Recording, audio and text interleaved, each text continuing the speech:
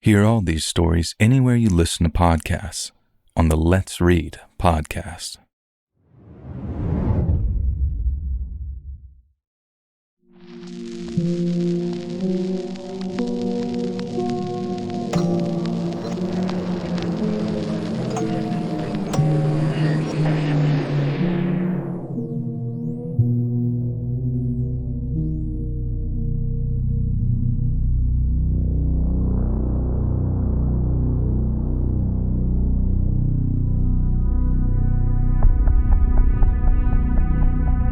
What I'm about to tell you is probably the single craziest thing that's ever happened to me. If there was one event from my life that I think transcends just being a personal experience and would make a good movie or short film or something, it's this. So, back in 2012, I used to work at a card shop here in Pittsburgh. We weren't like a greetings card store though. We bought and sold trading card games or TCGs. I'm talking about things like Pokemon cards, Yu-Gi-Oh!, Magic the Gathering, stuff like that. As part of our jobs, we were very active in online message boards related to various trading card games, especially when it came to buying, selling, and trading threads. We did a lot of business using those message boards, and they were also where we got all our news regarding updates and new releases for the various TCGs that we dealt in. And so, one day, I roll into the shop to find my boss and a coworker sat in the office in just complete silence. They were just staring at the office's computer screen, all this wall of text that had been posted on one of the TCG message boards, and when I asked them what the deal was, they gave me the TLDR. One of the largest collections of Yu-Gi-Oh! Cards in the entire United States had been stolen from its owner, and according to the post on the message board, the robbery itself had been absolutely terrible. 2 guys in ski masks broke into the collector's house, tied him up at gunpoint, and then tortured him until he gave up his cards. The collector had all of his rarest and most valuable cards locked up in a safe and had his less valuable collection on display. But then instead of just grabbing binders full of cards, the robbers seemed to know that the more valuable ones would be locked away somewhere, almost like they had inside knowledge of this collector's habits. The guy ended up in the hospital and had to have an emergency transfusion from all the blood that he'd lost. I think he tried to hold out and talk them into taking the less valuable cards or something, but they knew that they just had to burn him or cut him a little more, and he'd eventually give up the goods. And they were right too. The message board post went on to say that literally thousands of dollars worth of cards had been stolen from this guy, and basically warned every collector and dealer on the East Coast to watch their backs and be on the lookout for this dude's stolen collection. As you can imagine, we were all pretty shocked. I mean, it's actually not all that uncommon for thefts to occur in the TCG community. We just never heard of anything on that kind of scale. To have targeted a big collector like that, in a way that suggested some pretty in-depth planning, and that was spooky all on its own. But then to have tortured them, it was very chilling, and not nearly as chilling as the following day when we had a very unusual-looking visitor stop by our store. I wasn't actually working that shift, but my boss told me the story later. It was a weekday afternoon, so the store was basically empty aside from one of our regulars, when a very unusual-looking customer stopped by. Speaking of regulars, we made most of our money from a very small core group of customers. Occasionally, some random kid and a parent would stop by to take a look at some starter decks from Pokemon or Yu-Gi-Oh!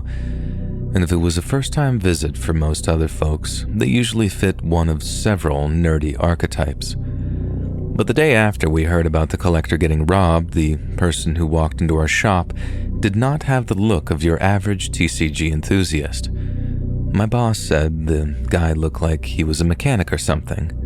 I saw the security camera footage myself, and he pretty much nailed it. From what I could tell, the guy had dirty overalls on with a pair of sunglasses covering his eyes, and he had short reddish-brown hair. The guy walks up to the counter holding nothing but a thin plastic bag, puts it on the counter, and tells my boss that he's got some cards to sell. My boss is a savvy guy, so instead of asking him anything too direct, he asked the overalls guy how long he's been collecting, as a form of non-confrontational information gathering. The guy replied that he wasn't a collector and that he'd inherited the cars from his brother following his untimely passing. My boss shares his condolences, and then the guy adds that he was trying to get some cash together to pay for his brother's funeral, so he figured that he'd stop by to see if the cars were worth anything. My boss promises to pay him a fair price for anything we could flip, and then opens up the bag to check out what the guy had brought in. My boss said the second he opened the bag, his jaw dropped. Inside were a mix of extremely rare Yu-Gi-Oh cards, protected by a mixture of soft sleeves and hard plastic top loaders. There was a Cyberstein card, a Dark Paladin card, 2 Black Luster Soldiers, and a Chaos Emperor Dragon, just to name a few.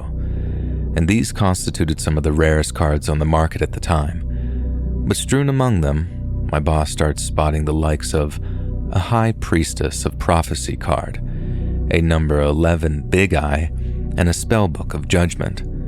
These were cards that had only been released just months before, and not all in the same set, meaning someone had gone to great lengths and potentially spent a lot of money to be able to secure them all so fast. My boss then started thinking how the guy's dead brother must have been a pretty serious collector. So, in the most polite and respectful way possible, he asked the guy what his brother's name was, since he might have been one of our regulars while he was still with us. The guy dropped a name my boss didn't recognize and then mentioned something about how he wasn't from the area. And that is when my boss starts to realize something. The Yu-Gi-Oh collector that had been robbed just the previous week lived across state lines in Ohio, somewhere outside of Cleveland, I think, but don't quote me on that. Anyways, my boss starts thinking, if he robbed some Yu-Gi-Oh collector, the smart thing to do would be to drive across state lines to stay one step ahead of law enforcement. He then starts to realize that a lot of the cards the guy had brought in that day were the exact same kind that had been stolen from the collector, particularly cards like Madolche Queen Tiramisu. Then slowly but surely he figures out that the story about this guy's brother suddenly passing away was just that, a story. My boss, being the guy that he was, lowers his voice and then tells the mechanic-looking dude something like, "Look, I'm gonna be honest with you, buddy. These cards are worth a heck of a lot of money. A lot more than what we got in store right now, but if you give me until Friday, I can scrape together $5,000 in exchange for every card in that bag. Does that sound like a fair deal?" And the guy smiles, nods his head, and then my boss asks for a name and cell number just in case he needed to contact him. The guy says his name was Ricky, and then gave him some excuse about how he was between cell phones or whatever, but that he'd 100% stop by Friday afternoon to make the sale if we were still down. My boss then shakes the guy's hand, kind of jokingly makes him a promise to come back on the Friday, and then watches him walk out of the shop. He said the next few minutes were pretty surreal. He went back to his computer and reread the post about the collector getting robbed, which I think was written by one of this dude's Yu-Gi-Oh buddies since the collector himself was in the hospital. I saw that big wall of text for myself, and I also saw how it included a pretty comprehensive list of what had been stolen. Presumably, it had already been put together for the benefit of the cops, but it also meant my boss could check the list to make sure it all lined up with what was in the bag. Every card that was in that bag was also on the list of stolen from the collector.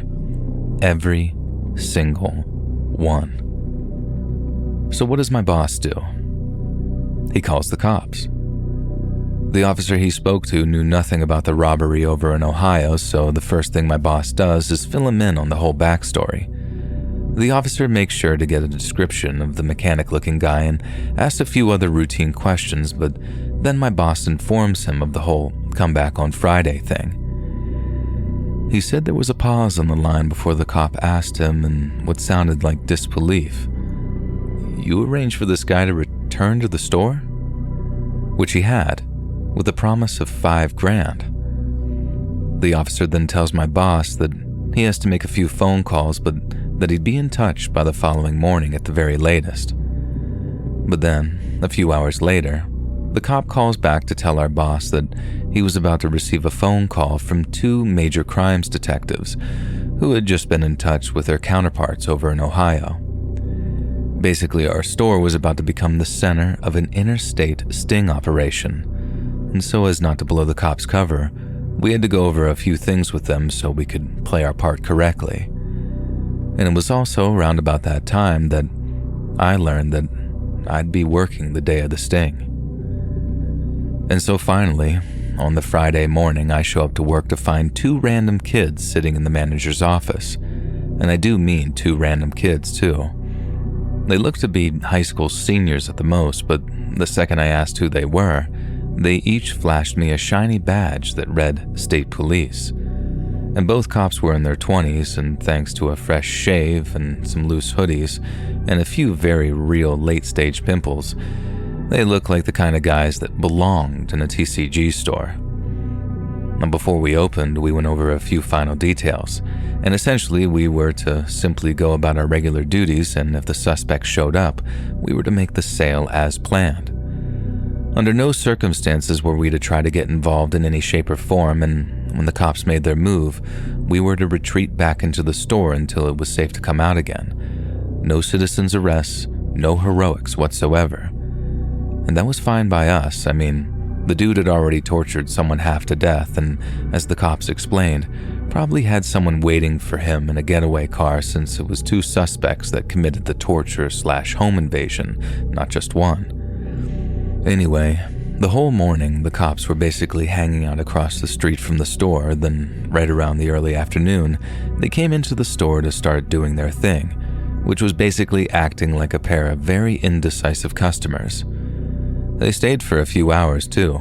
The suspect didn't show up until around 3:30, so they were pacing back and forth, just hanging out, talking to us about our jobs and the card games and stuff like that. We closed at 5:30, so by the time 3:30 rolled around, we were starting to wonder if the guy was going to show at all. And then out of the blue, in walks the suspect, dressed in those same dirty overalls, wearing the same pair of shades. It got real tense for a few minutes as my boss looked through the cards, then, when he was done, he essentially gave the 2 undercovers the go-ahead. I was already stood back near the office trying to look inconspicuous when my boss said, "Hey, thanks for bringing these in, buddy. Let me head back to the office there and get you your cash." Then, right as we're walking into the office, intent on closing and locking the door behind us, we just heard, "State Police. Let me see your hands." We watched the security camera monitors in the office as the 2 baby-faced cops approached the suspect with their guns drawn. He didn't even try to escape or put up a fight. He did exactly as he was told, got on his knees, and then they put him on the ground and put the cuffs on him. It was a huge relief for us because we'd very briefly discussed the possibility of a shootout happening, in which case we'd just have to hit the deck in the office and pray nothing went through a wall. But the arrest itself was actually kind of quick and boring. The guy just did as they said, and I guess because he was so stunned that he'd been bamboozled like that, he just saw these 2 nerds when he walked in, and then the next, they're yelling at him with guns drawn, saying that they'll shoot him if he even dares to fart. I guess if it were made into a movie, that scene might be a little bit more intense, but like I said, we were super relieved that the situation remained relatively calm.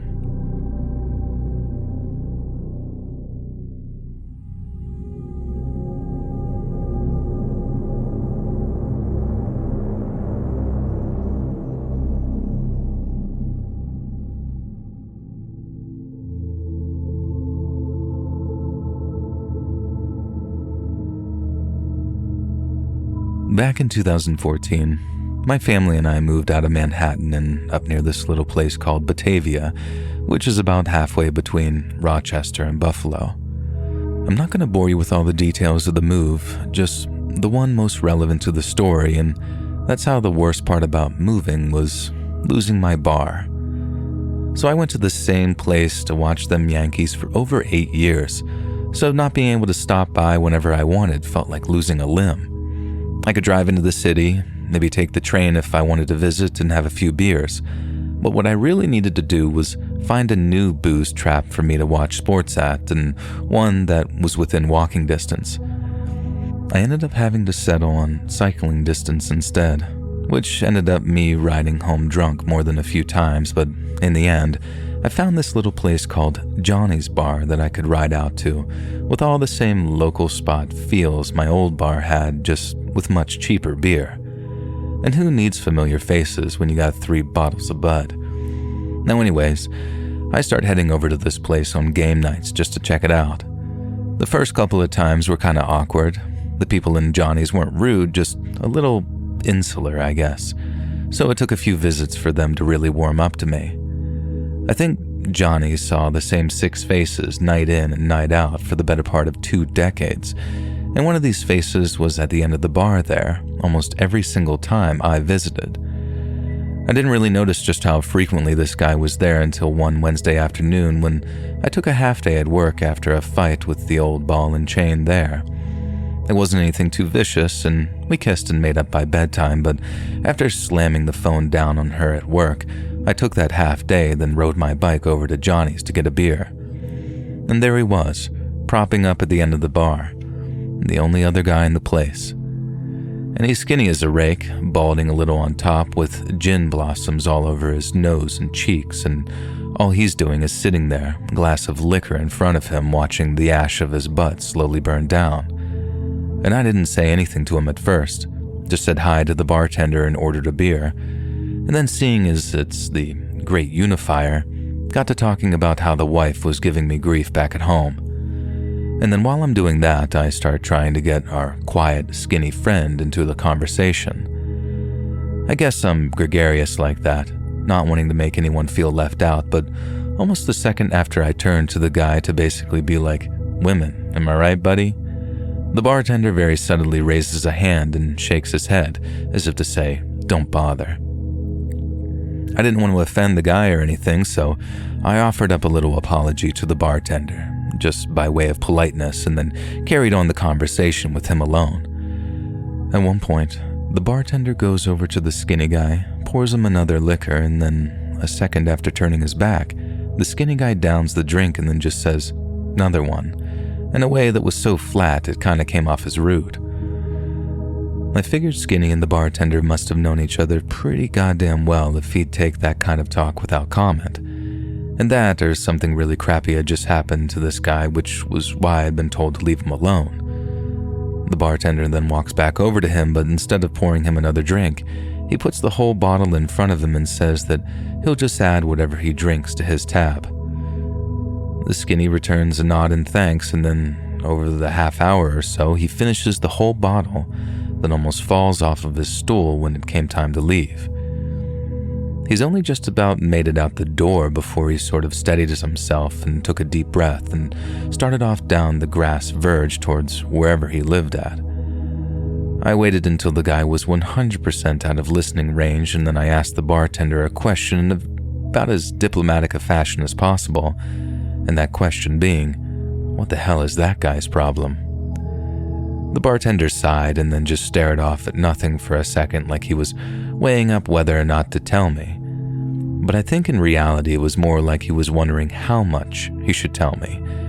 And I guess he settled on this.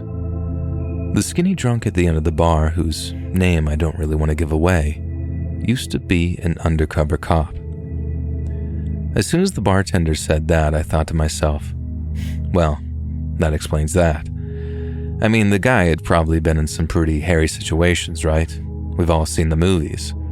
Probably had to do a few bumps of blow with a gun in his face or something, terrified his targets, or going to find the wire strapped to his ballsack. But no, this guy wasn't that kind of undercover. He never dressed up or worked on his character like some kind of crazy method actor. He did all of his undercover work from the comfort of some air-conditioned office over in Albany. He didn't physically infiltrate any of the groups that he'd helped bring down. Instead, he did it online. I kind of went from thinking, well, that explains the hardcore day drinking, to how does this guy have advanced PTSD from sending a few emails? But that right there, ladies and gentlemen, demonstrates the sheer vastness of my own ignorance. Because our former undercover cop wasn't busting dorm room pot dealers at NYU or Columbia. No. His job was to infiltrate online pedo rings by posing as someone who shared their disgusting inclinations. From what the bartender said, and to be fair, I've heard this a few places too, undercovers are only supposed to be on the front line for a limited amount of time, what with it being such a high-stress position. Every couple of months you swap your team out for a fresh one and let the spent one rest up and decompress so they're ready to do it all over again. But then, when it came to all the online creepy stuff, things worked slightly different. In regular undercover work, you can't overuse your assets. You can't have one guy who was some meth-slinging biker 5 minutes ago pop up as some mafia associate in the same city just a few weeks later. A lot of the time, when an undercover operation finishes up, you can't use the same people again, especially once criminals start figuring out that there was a rat that they should have been smelling. Only with the online stuff, if your undercover had to burn a profile, they can make up another one in a matter of minutes.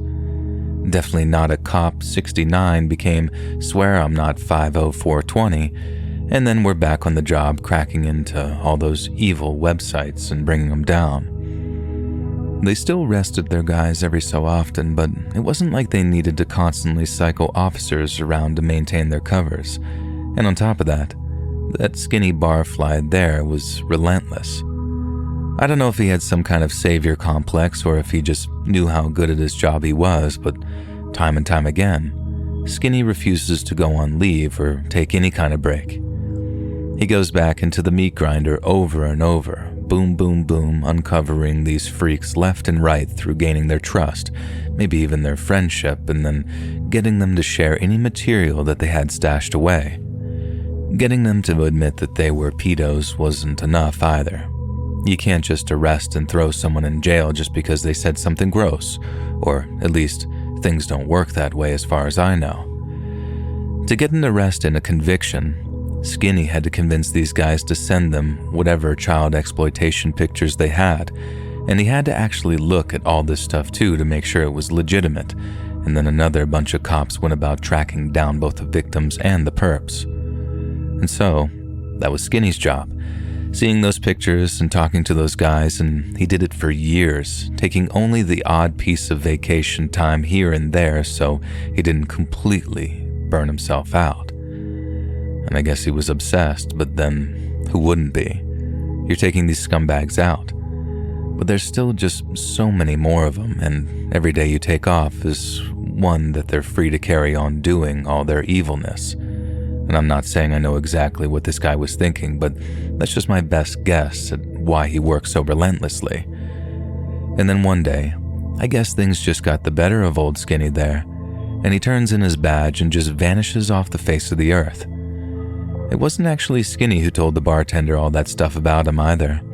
Apparently he just showed up one day, ordered himself a drink, and then kept on knocking him back until the cows came home.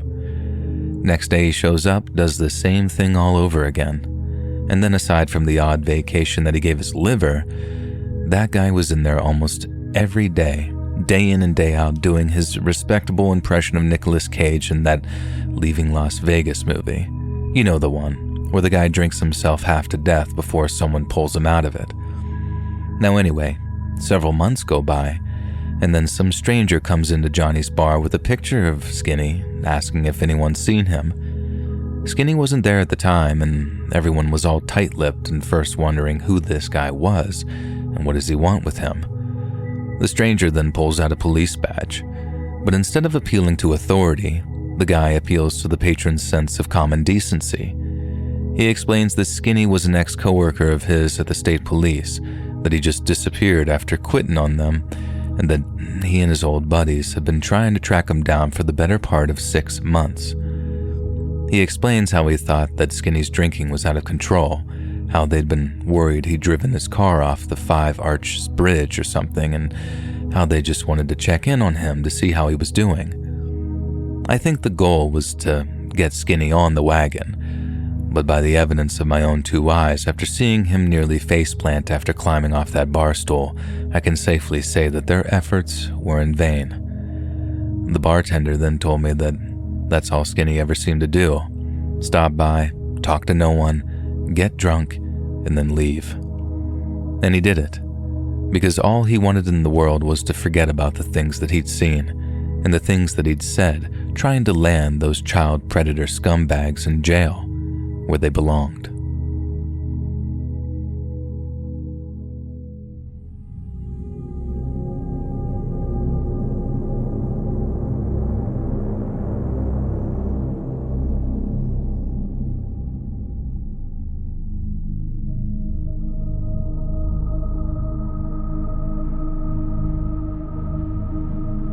I was born in Edgewick, which is an area in the English city of Coventry, and I grew up in the 1970s. Like most kids lucky enough to have their grandparents still knocking about, they were 2 of my favorite people in the whole wide world. My granddad was a fantastic bloke and taught me to fish and shoot pellet guns, but my Nana was an absolute saint. She always had a tray of gingerbread men ready whenever we went round for tea, and she made the best roast potatoes I've ever had, even all these years later. And almost everywhere she went, people would stop her to say hello or would simply say something nice as they walked past her in the street. As a young lad, I didn't really know any better. I just thought Nana was as popular with everyone else as she was with me. But they didn't love her because she made good roasties or baked a cracking apple pie. They loved her for a very different reason. As I learned later on in life, my Nana was a popular and rather famous figure in Coventry because she served as an air raid warden during the Second World War. I imagine not many of your American listeners will know what one of those is, so if you'll excuse a slight diversion, let me explain. During the war, every fit fighting-age man was sent off to the army or what have you, meaning women had to take their places in jobs they wouldn't be traditionally expected to do. You had lady police officers, firewomen, ladies digging through the rubble of bomb sites and helping to rebuild essential infrastructure. And in the case of my Nana, you had lady air raid wardens too. When German aeroplanes started dropping bombs on us, the air raid wardens would go around to make sure everyone was in their shelters. They also went round to make sure no lights were showing, as they did these full citywide blackouts back then to confuse German bombers. So if there were a crack in your curtains and your warden could see light coming from inside, they'd bang on the windows so hard that the glass would almost break, and that was your warning for the night. Anyway, that's what Nana did. Walked around all night making sure everyone stayed blacked out and all that. And anyway, one night Nana's doing her rounds when she hears a scream coming from a good few streets away. As you can imagine, the blackouts meant that the nights back then were deathly quiet, so Nana could hear the scream from quite a distance away. As she was running to investigate, she bumped into another air raid warden, a bloke this time, and as they reached the area they suspected the scream to have come from, they started looking around to locate the source of it. Minutes later, they find her, a young woman, stabbed almost to death in an alleyway. The young woman was rushed to the hospital and she survived her wounds, but everyone agreed that she'd been very, very fortunate to do so. She claimed her attacker had been a very nondescript working-class gentleman wearing an overcoat and cap. They also discovered that the woman was a prostitute, or rather, she wouldn't admit to being one, but there was very little other reason why a woman would be all dressed up and out on her own like that, especially when there was a bloody war going on. She was never about to admit it though, not even so much as to avoid arrest either because of the deep shame associated with it. But that being said, she wasn't the only one who attempted to defy the blackout regulations to ply her trade, and they ended up paying a very similar price. A few nights later, and Nana wasn't there to hear it happening this time, but another young lady was attacked in roughly that same area, just too far for Nana to hear it on her rounds. Again, the woman was suspected to be a prostitute, but sadly, she wasn't as fortunate as the first young lady. Her attacker seemed to have learned a lot from that first attempt, and on his second, he very literally went for the jugular. When all was said and done, the air raid wardens were scared that they had a sort of Coventry version of Jack the Ripper on their hands, and the timing of it was just bloody awful as well. The Germans were raining bombs from the sky, and as grim as it was, that brought a real sense of togetherness to the people suffering from it. So to think this bloke was, how to put it, battling against his own team in the middle of a war, it put the absolute fear of God into people. People said he was a German agent, some commando sent over to terrorize the people. He wasn't that at all, as it turned out, but it gives you an idea of how frightened people were. Anyway, this carries on for a few more weeks until in the end, there were no more prostitutes walking the streets at all after sundown. But then, the psycho still wanted to satisfy his thirst for blood, so after having no luck on one of his hunts, he tries to break into the home of a woman he believed to be alone. Thankfully, the woman wasn't alone, as her husband was in the bath upstairs, and he chased the attacker away without a stitch of clothing on him, which probably added to the shock factor and scared the attacker off. The fact that no one was hurt was no doubt a good thing, but it was a very thin silver lining to a very dark sort of cloud, because if this blackout ripper, as the people have taken to calling him, was willing to break into houses to find a victim, that it wasn't just prostitutes that were in danger. No one was safe. As you can imagine, people weren't happy. They thought the police should have caught the bloke after the first attack, but they'd let him commit 2 or 3 more attacks before he finally went for someone minding their own business in their own home. They were outraged, saying it never should have gotten that far in the first place, and they raised such a fuss that the local superintendent promised to beef up local patrols and hire more air raid wardens to watch the streets. But then, that was no good, was it? The police couldn't very well neglect other areas of the city for a prolonged period of time, and the Blackout Ripper avoided officers and wardens like the plague. And what's even worse, they couldn't let lady officers or patrol women out on their own, so they had to double up for safety, meaning even though they'd brought in help from other areas of Coventry, it still wasn't enough to cover all the necessary ground. Then that night, when the patrols were supposed to be boosted and everything was supposed to be fine again, the Blackout Ripper struck again. Some of the prostitutes who had gotten word of the boosted patrols had decided to take their chances out in the street again, and for one of them, that proved a deadly mistake. That night's murder was the most savage yet, and it seemed only a matter of time before the Ripper decided to go kicking down doors again. Something had to be done, or rather, someone had to come up with a plan. And that's when my dear old Nana suggested something incredibly brave. That she would pose as a prostitute to bait the man into trying to attack her, at which point she could blow very hard on a whistle to summon officers who would be waiting nearby. And you read that right, by the way. They didn't give her a gun, or a club, or anything else she could use to actually defend herself. The police gave her a tiny tin whistle, and then basically told her, "Off you pop, go and catch us a murderer." I think it might have been a bit more of a sophisticated operation than that, but I remember feeling an acute sense of outrage when I found out that they wouldn't give her any kind of weapon. Granted, not even the police were armed with guns at the time, and British police still patrol mostly unarmed, not counting your taser, baton, and CS spray, but back then, they had even less to work with if they wanted to subdue a criminal. But then, the officers standing by to catch the Blackout Ripper would be armed with batons. Nana had nothing but her wits, that bloody whistle, and a will to catch the monster that had been preying on the good people of Edgewick. And so one night, Nana makes her way down to the local police station to go over the plan one last time before heading off into the night. Then, down at the station, she dolls herself up in all her finest glad rags, slaps on a load of war paint, makeup that is, and then once all the officers are in their various hiding places, off she goes towards the Cap Martin Road, which was where she'd first posed as bait. She said she was walking up and down for hours, heels clacking on the pavement, but she didn't see so much as a soul, and after a while, Nana started to think that they wouldn't have any luck.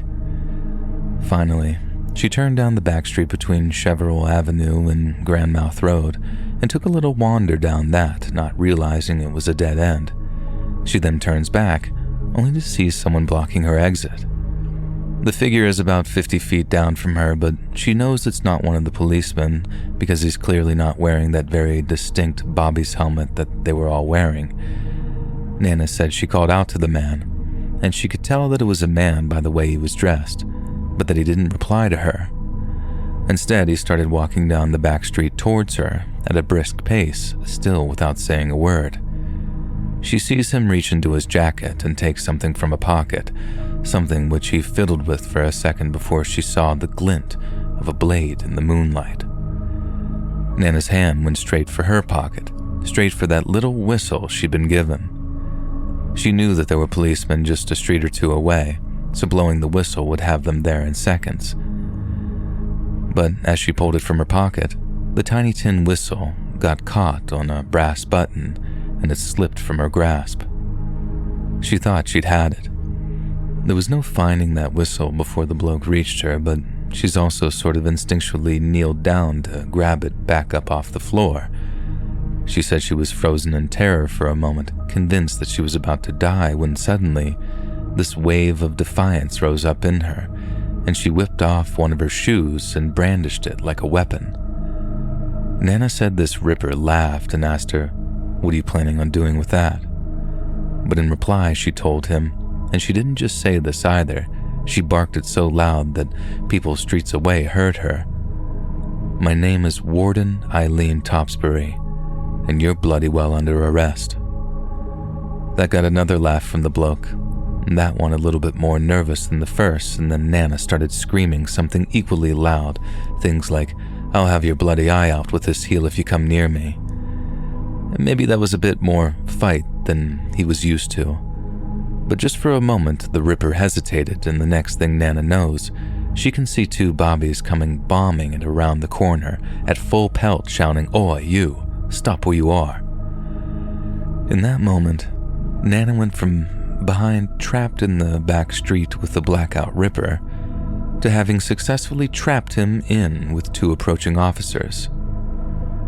The stroke of bad luck turned into a stroke of good luck in the matter of a few moments, and it's a bloody good job too. My mom hadn't been born yet, so if Nana was murdered, there's no mom, no me, and none of my kids either. Since he knew he was boxed in, the ripper tried to scale a wall to get away, but it was too late for him. The two bobbies grabbed him by the leg, brought him down, and then beat the living shite out of him before they dragged him off to the police station. After that, Nana was a hero. We still got the newspaper clipping from that time too, and she was intensely proud of them, right up until the day she passed away. She was a bit loopy towards the end too, started losing her memory and all of that, but she never, ever forgot the night that she saved Edgewick from the blackout ripper.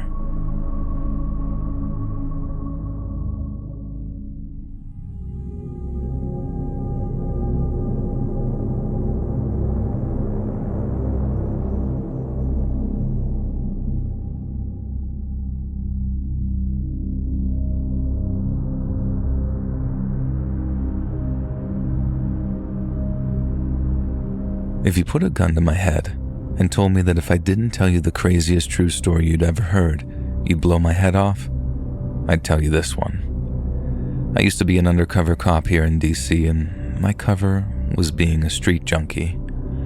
I was good at it too. Did 3 full stints before they killed off my character, as you could say. And part of the reason I was so good was no different from what makes an Oscar-winning actor. It's all about the way you carry yourself, your mannerisms, or what I always called a person's physicality. For example, for my junkie character, I'd draw in my stomach real tight, like I'm having stomach cramps. And after that, I'd drop my shoulders real low, walk real fast, and pretend to be wiping sweat off my brow or cheeks every so often to add that real sense of authenticity. It was all in the stomach cramps, though. people saw you holding yourself like that, or if I looked like I was going to ask them for change or something, I became the invisible man. It was like my superpower. I saw everything and everyone, but no one saw me. No one except the other street junkies, and by the time I won those guys over, everything else just kind of fell into place. In as few words as possible, my role was intelligence gathering. I'd stay on the job for a few months at a time, really living that lifestyle aside from all the dope and disease, and then I'd take a vacation, tell the junkies I was going to visit my parents out in the country, and then be back on the line again in like a week or two, refreshed, renewed. One of the first major things we accomplished as a task force was closing a violent gang assault case which was connected to the narcotics trade.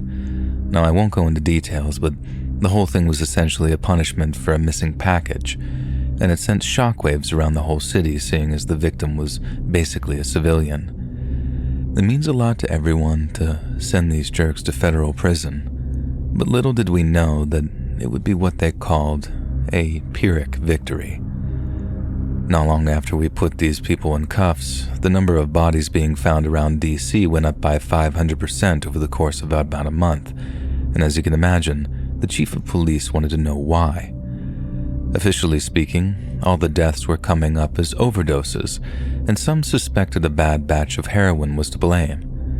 But then some of the OD deaths were some veteran street junkies, and although junkies tend to be desperate sons of bitches, their vocation relies on them being street smart, not street stupid. And if they know that there's a bad batch going around, they'll try to isolate and avoid it. And by that, I mean find out who's selling it, and then avoid them till it's off the street. But some of the deaths were cats who should have easily known better. Junkies who had all kinds of ways of getting their hands on a fix without having to risk poisoning themselves. My point is, I knew something was wrong almost right away. Not just that there was some bad dope going around, I just had to figure out what. I started doing my usual rounds, not asking too many questions, just putting out feelers like I always did. And that's how I found out it wasn't coming from one particular corner or one particular dealer even, who might have stepped on his product so hard that he didn't mind a few dead addicts. It was coming from everywhere. People were avoiding one dealer thinking it was coming from them, and then they dropped dead after spiking the bag that they got from their safe guy. Rumors were flying around, people were getting scared, and what's worse, they were getting sick from running out of dealers to turn to. We had 4 pharmacy robberies in one day. 4. And that's what I mean when I tell people that in a city like DC, so any city really, everything is connected. And when that rot sets in, it's like mold. You need bleach to get it out, and at times, the BPD look more like a dry wet wipe than a bottle of Clorox. Anyways, the part when I feel like I fell down was, unlike a lot of the other junkies who were avoiding their regular hookups in an effort to stay safe, I was hunting bags like it was the last batch of dope ever made. I wanted to find whoever was selling that bad dope and get them off the street. Locking junkies up is one thing, but letting them die off in their dozens every week was no part of my job description. Don't get me wrong, street addicts do each other pretty dirty, and you'll meet some real bad ones too. But I'd say around 40% are just good people who made terrible decisions, and some of them I might have even called friends in some other lifetime. And so, as I was saying, I was running around Deanwood trying to find the source of this bad dope. But then, instead of being everywhere, it seemed to be nowhere all at once. And by that, I mean everyone seemed to be able to get their hands on the bad dope when they weren't looking for it. But me, going out of my way to try and get my hands on it, I couldn't seem to find any at all. Every bag of dope I bought went straight into evidence, and after the spike in drug deaths, every other bag was being tested for toxins and whatnot. Not a single one ever came up as hot. Hot meaning fatally poisonous. So as you can imagine, I was starting to get pretty frustrated. Everyone seemed to be able to get their hands on that bad dope, except for me. At least until one day when I finally got my wish. So early one morning, I get myself onto the street and start doing my thing, putting out feelers and asking the junkies who's holding. Eventually, I get hooked up with the one guy I'd been buying from, and we meet in our usual spot to make the exchange. But then, instead of being there on foot or on bike, the delivery guy is in his car, and instead of just giving me the dope and taking the cash, he says something like, "Get in, we gotta go someplace to get it." I'm thinking, okay, this is out of the ordinary, but whatever. And I get in his car and off we go to get the product. We ended up in some trap house, which was to be expected. But what I didn't expect was to be given the bag of dope by someone you might call a lieutenant, i.e. someone who would never regularly involve themselves in direct sales. He didn't just hand me the stuff either. He asked me to sit down in the upstairs bedroom that doubled as their kind of office, and then I was subjected to what I can only describe as a minor interrogation. I didn't get the impression that they were looking for an undercover. It was all minor questions. What's your name? Where are you from? How long you been in DC? That kind of stuff. They wanted to know who I'd been buying from, who I thought had the best product, if I'd never been picked up by the cops. I answered everything as honestly as I could, even the question about being arrested. Me and the boys had faked 1 or 2 arrests while I'd been working, just to give me a little authenticity, so I brought up those times figuring that they could corroborate them if they asked the right people. They asked a few more questions, just seemingly basic stuff, and then after that, they gave me the bag and then told me to get lost. I asked them straight up if the stuff was safe, and they said yeah, that it was like a new package and the old one was off the streets. I didn't take their word for it, and like everything else I bought, the bag went straight to evidence and then on to testing. Testing also takes time, a long time given the backlog of crap the lab has to test, so we didn't get the results until days, sometimes weeks after we sent off samples. Usually that kind of timescale worked for us, but on this occasion, it almost got me killed. The next morning was the same start as usual. Bright-eyed and bushy-tailed by 7 a.m., out in the streets by 7:30. Everything went as normal. I did my usual thing, and then come early afternoon, I went to my usual spot outside a liquor store to beg for smokes from people coming out. It was part of a daily effort to establish presence in the area, and part of my routine was harassing the store owner for a free bottle or a free pack of smokes or anything. He never gave me anything, which was fine because I wouldn't be able to take it without catching hell from the higher-ups, but it did big things for my character in terms of establishing that presence and authenticity. Every time I walked into that guy's store, it'd be a case of, "You again, what the hell do you want now?" And that's if he didn't open straight up with, "Get the hell out of my store, you crackhead." But that day, the day after the visit with the lieutenant, I walked into his store to have him address me by my street name, and the thing that really grabbed me was how he didn't know my street name. And if he knew my street name, that meant someone had been talking to him about me. But if that was the case, why was I being talked about? So the store owner calls me by my street name, and right away my guard is up when he tells me that someone is looking for me. I'm posturing like I always did, asking who's looking for me in an aggressive way and adding things like, "You tell whoever's looking for me that I'm right here. I ain't hiding, I'm right here." But then, instead of telling me who was looking for me, the store owner told me that someone had called into the store, as in on a cell phone, and asked for me by my street name. They asked the store owner if he had seen me, and that when or if he did, he was to tell me to call him back, whoever he was. A lot of y'all might think that that's a little too vague to know who was calling, but you gotta understand something. None of my street contacts ever used a phone, and neither did I. Or if I did, it was always a payphone. No true street junkie could get their hands on a cell phone and not try and sell it for drug money, so me having one would have been a dead giveaway that I was undercover. No one who knew me on the street would ever ask me to call them back, and if they did, there was no way that they wouldn't have left a number or a street address or something for me to head up. That meant that whoever wanted to talk to me was from the department, in which case it was probably important if it couldn't wait for the next debrief.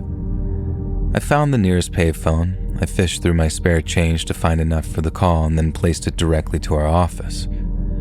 I kept in character, use my street name, then the person who picked up passed the phone to the person who tried to contact me, and that's the proverbial crap hit the fan moment. As soon as he picks up the phone, he's like, "Jody, you need to get your ass off the street and you need to do it fast." I asked him what the hell he's talking about, and he says these 5 little words I don't think I'll ever forget. "You should be dead already," he told me, and then repeated that I needed to bring my ass in before I got myself killed. It was like a movie or something. I'm asking him to tell me more, and he says something like, "There's no time, I'll explain later." Anyway, so we coordinate a pickup point, somewhere discreet that didn't involve me hiding in a goddamn dumpster like he'd only half-jokingly suggested.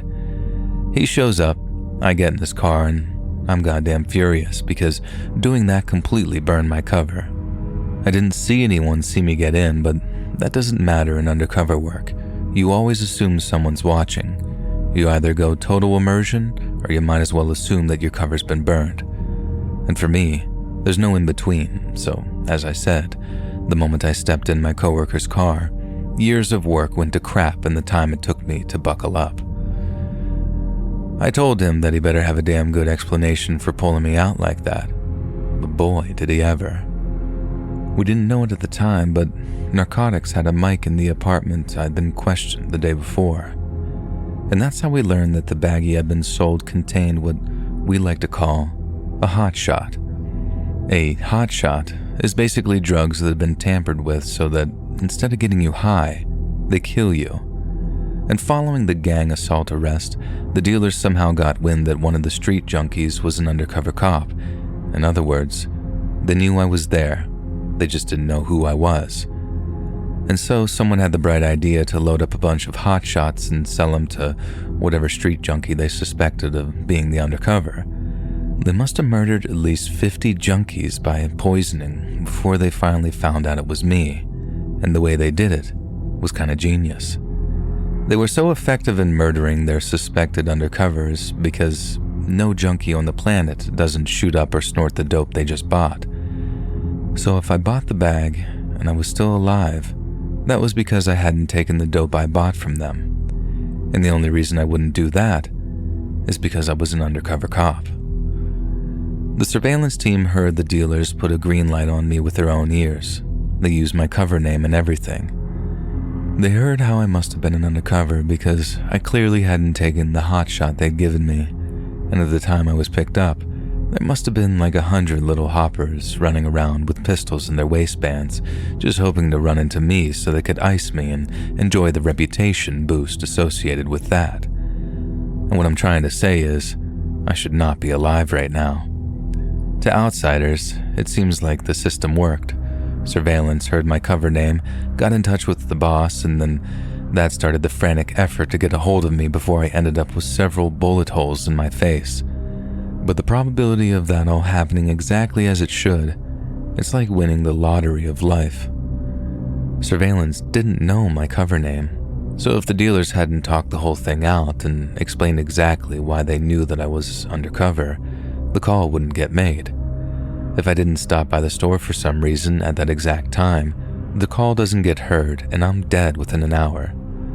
I could have got shot on my way to the pickup, shot as I was getting into the car. I'd gone over it in my head like 1,000 times, and in every scenario, I don't make it out alive. But then somehow, by the grace of God Almighty, I made it out of there. And I'm not a religious person, and I kind of admire people that do have faith, but after some of the crap I've seen, I can't bring myself to share it, no matter how hard I try. And that's why I don't talk about guardian angels or any of that stuff, and I talk about the lottery. I don't need to believe in angels to appreciate how awesome, literally awesome it is. Everything fell right into place for me. That circumstance and coincidence aligned and saved my life. I know my angels. I met them. They're my coworkers, and I owe them everything.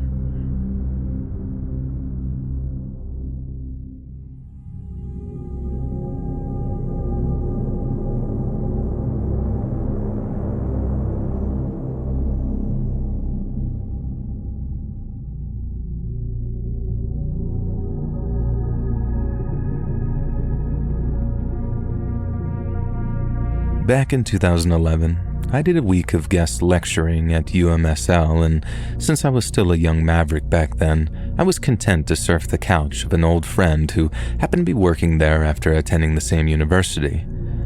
We were still in our late 20s, so we were holding down jobs and being fairly responsible, but still staying up until 3 a.m. on the weekend, playing stoned Wii Sports until we got hungry enough to want to eat. At which point, we'd head over to the local 24-hour Walmart to grab whatever looked good. He worked late shifts, and almost all my lectures were scheduled for the afternoon, so we stayed up almost every night, either just hanging out, watching movies, or playing Wii. Then, on the fourth night of our little ritual, my buddy gets home from work, we smoke up, play some more Wii Sports, and then made our way over to the Walmart to get some food. We're walking up and down the aisles with a basket, throwing in pizzas and wings and whatnot, but then, when we got to the snack aisle, we found ourselves in a minor disagreement over which chips to buy. We basically ended up standing there having some dog-brained debate on which Ruffles were the superior flavor, when I start to notice this dude at the end of the aisle on our right. And I noticed him because he wasn't looking at the chips. He was looking directly at us. You know when you can see someone looking in your direction, but you don't want to make any eye contact with them, so you kind of just check them out in your peripheral vision, but refrain from meeting their gaze? It sounds oddly specific, I know, but I'm sure some of you will know what I mean when I say that. I didn't look directly at this dude, but I also knew for certain that he was looking at us. Not just a glance either. He was staring at us. I turned to my buddy and I was about to say, "Get a load of this guy," when I saw a second dude standing at the opposite end of the aisle, who was doing the exact same thing. Now, I did end up making eye contact with the second guy, purely by accident, but he only glanced at me for a second before I recognized that he wasn't strictly looking at me. He was looking past me, at the first guy I had spotted, who was standing to my right. And that's when I turned back to the original dude to see if he really was checking out this other guy and not me and my buddy, and lo and behold, he was indeed looking at this seemingly random dude. Keeping in mind that I'm just completely toasted at this time, it took me a second to realize what was going on, and that there weren't just these two random dudes staring at me from each end of the aisle. They were having some kind of weird staring competition, and at first I didn't realize just what that meant. But the second the guy on my right reached into his waistband, and I saw this flash of jet black against his bright red boxers, everything I'd been slow to pick up on hit me all at once, and I just remember dragging my buddy to the floor as the shots started popping off around us. I instinctively tucked my head in and squeezed my eyes shut after hitting the floor, so I didn't see anything of what happened next. All I heard was the shots, or more specifically, the crazy echoing they made as the sound waves bounced all over the store. Then, while the shots were like whop, whop, whop, whop, whop, whop, just this weird sound, I had my buddy in my left ear screaming, "What the F? What the F and F?" And we just lay there until everything finally went quiet, ears ringing, and by that point my buddy had gone quiet too.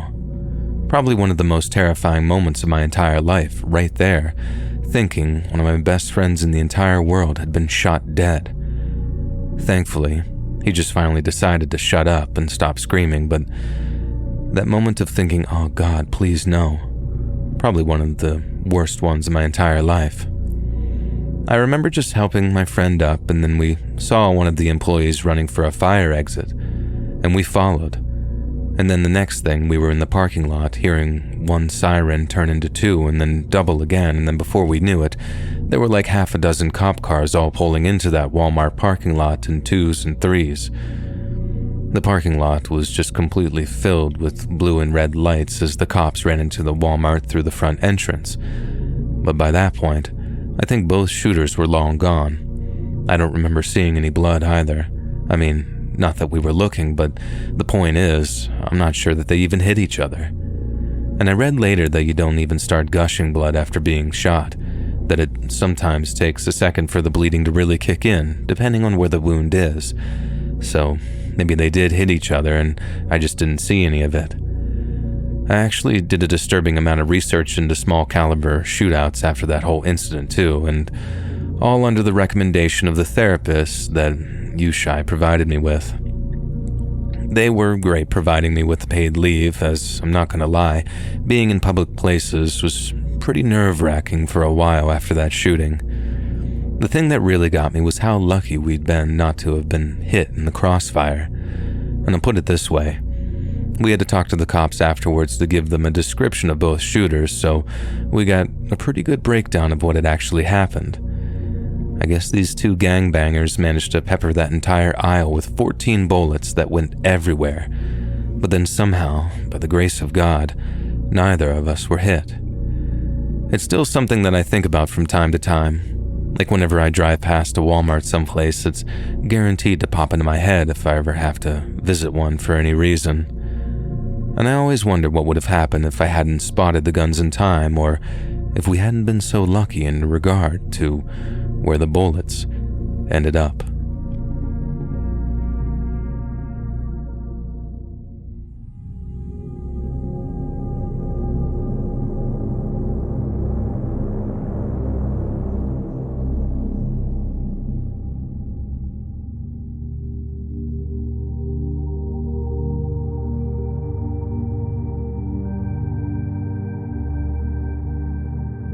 The single worst shift I ever worked during my time at Walmart was on Mother's Day of 2015. I was working customer service and handling the day as best as could be expected on a Sunday holiday where the employees were mostly female mothers. That meant we had 13 call-outs and 5 no-call, no-shows, and resulted in us having just 5 overworked women to handle the whole Sunday. Lines were long, but we had zero help, and management couldn't spare anyone. At one point, I'm getting yelled at by a blue-haired old woman about the lines when I get the call that made me regret waking up that day and coming to work. "Hey, see that kid in the orange shoes to your left?" Someone asked me over my radio. "Stop him." I did as I was told, but also asked why. Like if the kid's mom was looking for it or something. And then I hear in reply, "He crapped himself and is tracking feces all over. I'm trying to find his mother on the cameras right now." And my heart sunk. The kid was absolutely covered in it, and I felt horrible for this little guy, but I had to do everything in my power not to puke as I led him over to the customer service desk. Maybe 10 or 15 minutes went by, and I saw our head of security approaching customer services. He'd been looking for the kid's mom, so I asked him if he'd found her yet. He just walked right past me without a word, with this weird kind of zapped out look in his eyes. The second security guy, the one who'd been watching the cameras, he came out to watch the kid while I went to mop up all the poop. And there was a lot of it, so it took me a while, long enough so that the next time I walked by the front of the store, I saw our head of security talking to a cop outside. The kid's mom had left him in our toy section to try and distract him before she went into our bathroom to shoot up the heroin overdose that killed her.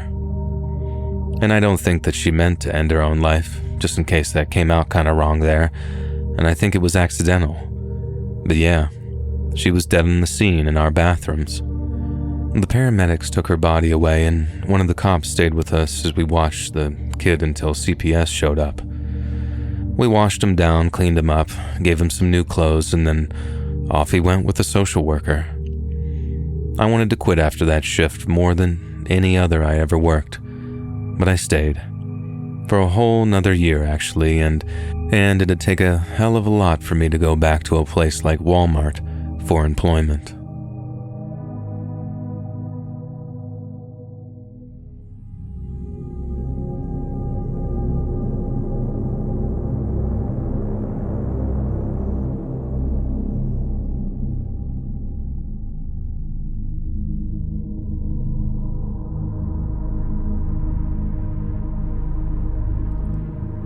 I saw the most messed up thing I ever saw in my life at the York Commons Walmart in Dayton, Ohio. I was near the pharmacy section, like not at the pharmacy section, but in one of the aisles where I could see it, when some guy walked past me who smelled like a dead skunk's asshole. I didn't realize where it was coming from at first, Like he walked past me, I suddenly smelled this god-awful stench and I started to look around to see where it was coming from. I figured the guy might have farted as he walked past me, which isn't anything to start a fight with him over, but still, who the hell does that? But then as I'm looking at him thinking, Jesus Christ, dude, eat a goddamn salad every once in a while, I started to notice how he's not exactly very well put together. In fact, and I hate to sound like an insensitive jerk here, but he had a distinct air of homelessness about him. And so then, out of pure morbid curiosity, I decided to just stay put and see what this weird guy would need from the pharmacy. I'm not particularly proud of myself for feeling that urge, and now that I'm typing it out, it's really hitting me how weird that behavior is from people, and the same thing that makes them just stare at car accidents, I guess, but anyway.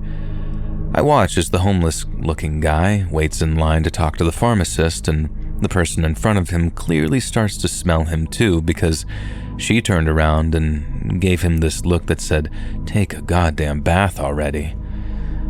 She then took her pills or whatever and stepped away, and the stinky homeless dude steps up to the counter to ask for pills for his butt leakage or whatever was going on. And that's legit what I thought was happening too. Like, I guess I just couldn't conceive what that guy might have been going through.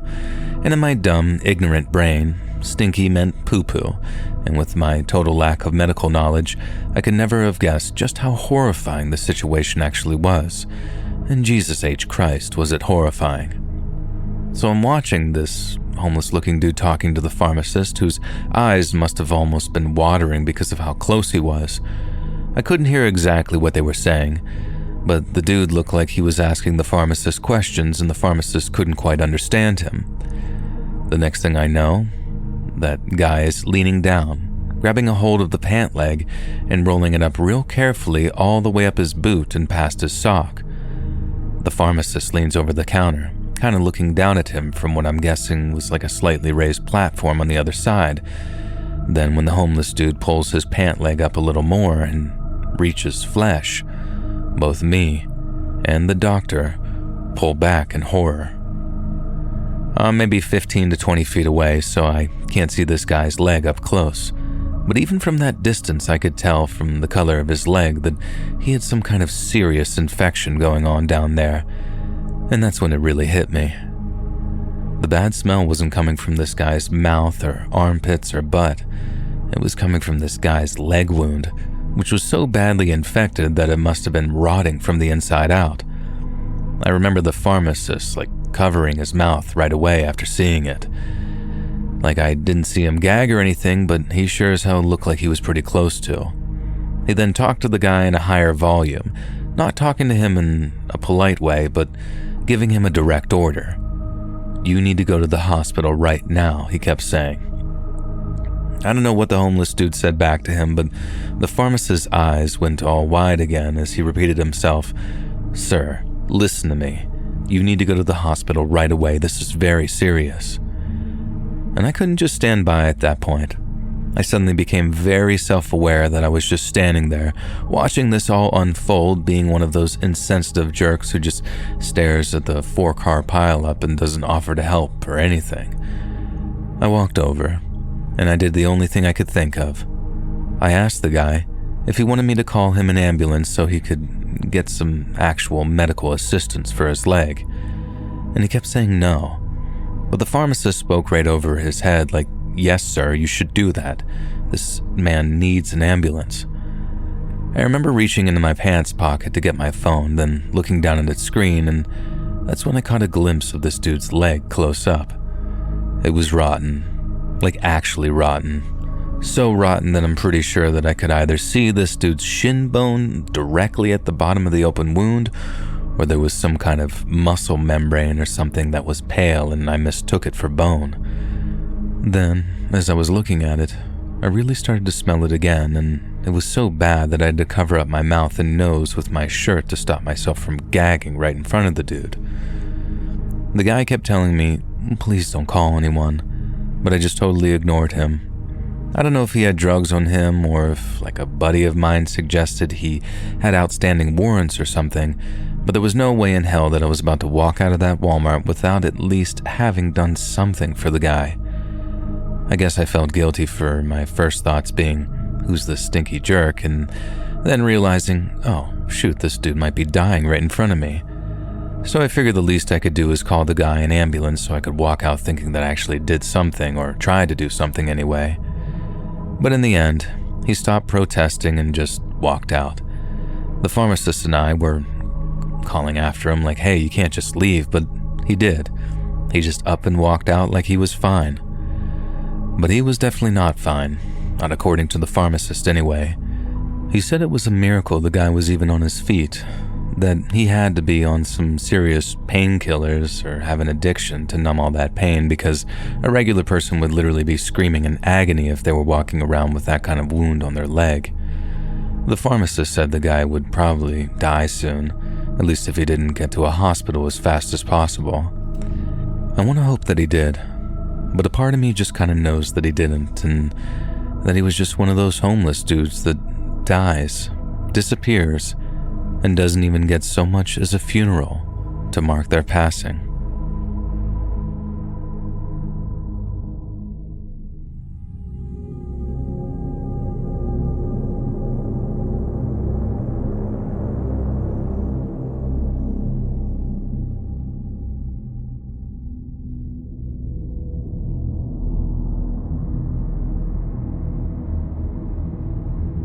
About 10 years ago, I was laid off from my job and I needed money to pay the bills, so I swallowed my pride and I took a job at Walmart until I could find something in my preferred field. I ended up working in the lawn and garden section, which is actually fun when you get to play with plants all day long. However, I wasn't aware that lawn and garden also does all of the holiday setup, as well as placing said holiday product on the floor.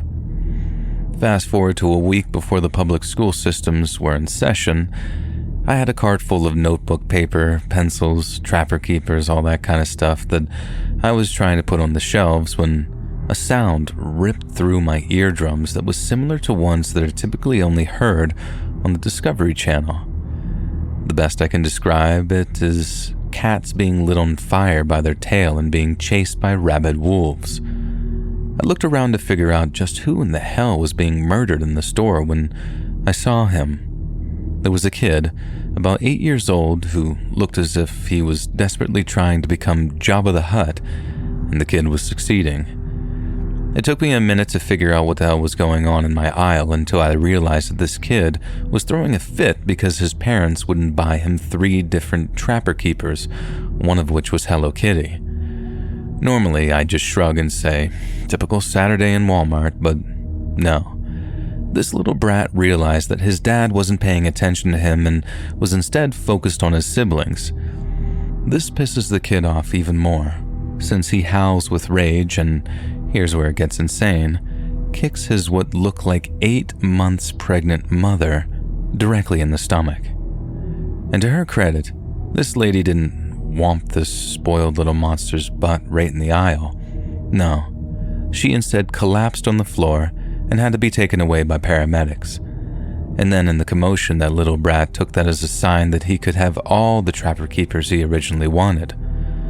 I watched this whole thing go down, and as the dad watched his wife get loaded into an ambulance, not one iota of, "you're gonna get it later," came from him. Instead, the little brat that kicked his mom started crying about being hungry and wanting chicken nuggets, which the dad then took him to go get, I think. And I swear, it's places like Walmart where you see the lowest of humanity sometimes. It's not even the place itself, it's just everyone goes there. And I saw and dealt with some amazing customers during my time there, but I also saw the absolute dregs of society too. And sometimes if it didn't do some terrible things to my soul.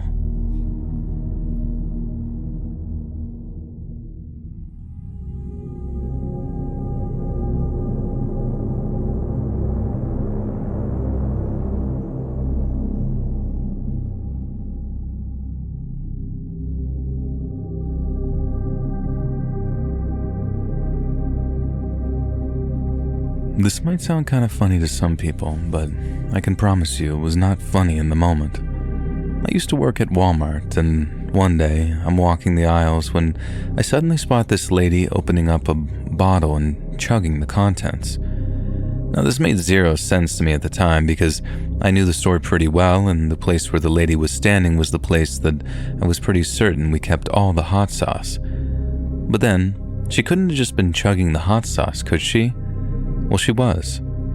I walked up to her and I said something like, "Excuse me, ma'am," and just the sight of her must have had my jaw dropping. She had bloodshot eyes, tears streaming down her face, and she was wheezing, or like breathing really heavily from how bad it must have been burning her mouth. She was sweating, gasping, and it was just a really crazy thing to see. Like, people have joked when I've told them this story saying, "Oh, she just loved hot ones," or whatever. But when I say that this woman was trying to hurt herself with hot sauce, I mean that legitimately. She kept drinking and drinking. I called security, and by the time security came, she was almost bent double over in pain from what it was doing to her stomach. Security just sort of dragged her outside, and she just laid there until someone called 911, and then the EMTs came and took her away. I used to think about her a lot, like hoping that she was doing better, and I still do. She seemed very sick in the head.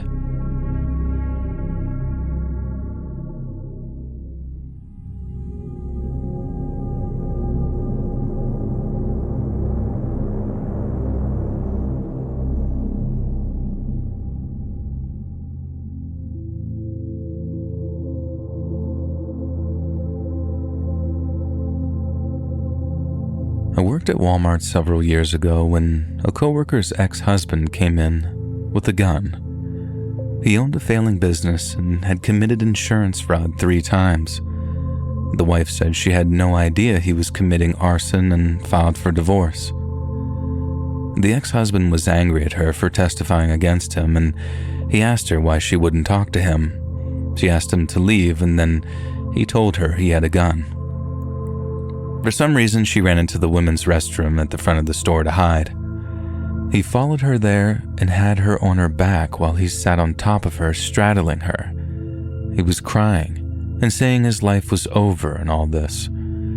Another person happened to be in the bathroom, but he let her go unharmed. They evacuated the entire store while the cops set up. And the cops finally said that they were coming in just to talk, and he shot at the cop and missed, and the bullet went through the door. He said he knew that he was going away for the rest of his life for shooting at a cop, and he said he was sorry and he loved her, and then shot himself in the head while still sitting on top of her. They had to move his body off of her to help her get up and out. She wasn't harmed, but she's still in therapy to this day. And we were pretty good friends at the time, and it still scares me because I would have never have thought her husband was capable of that.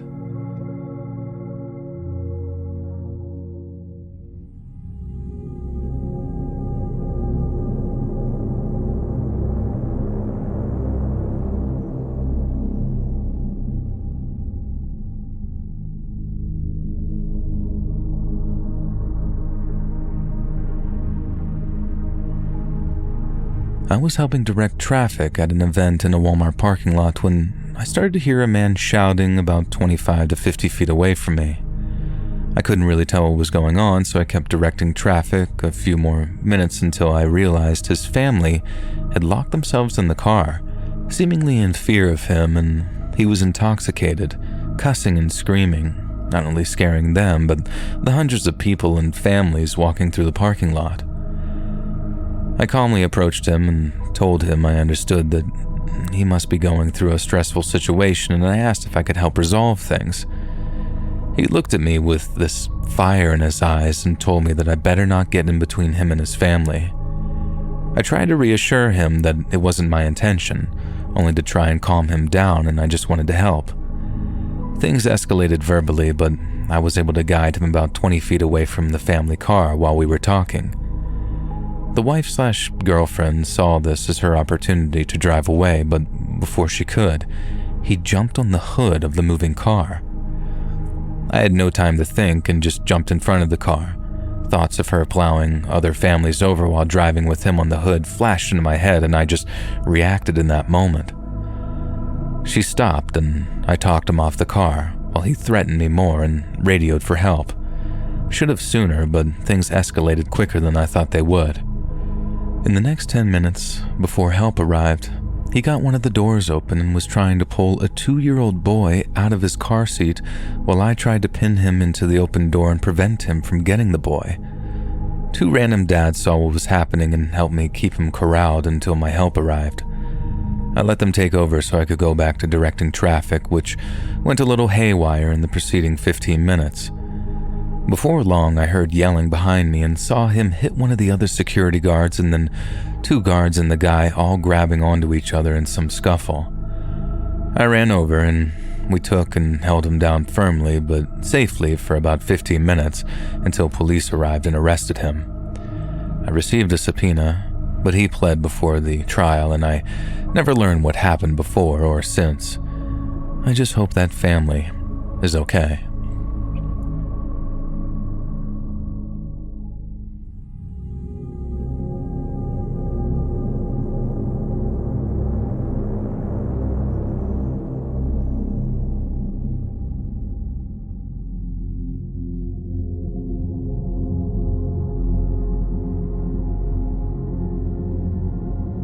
I was guarding at a Walmart that had been gutted and used to store construction equipment for a construction company.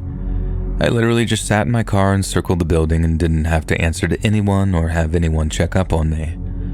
One night I'm sitting in my car facing the building and out of the shadows, a woman walks towards the front of the building. She had no shoes on, short pajama-style shorts, and a thin white spaghetti strap top. It was like 37 degrees, so immediately I'm like, what the hell?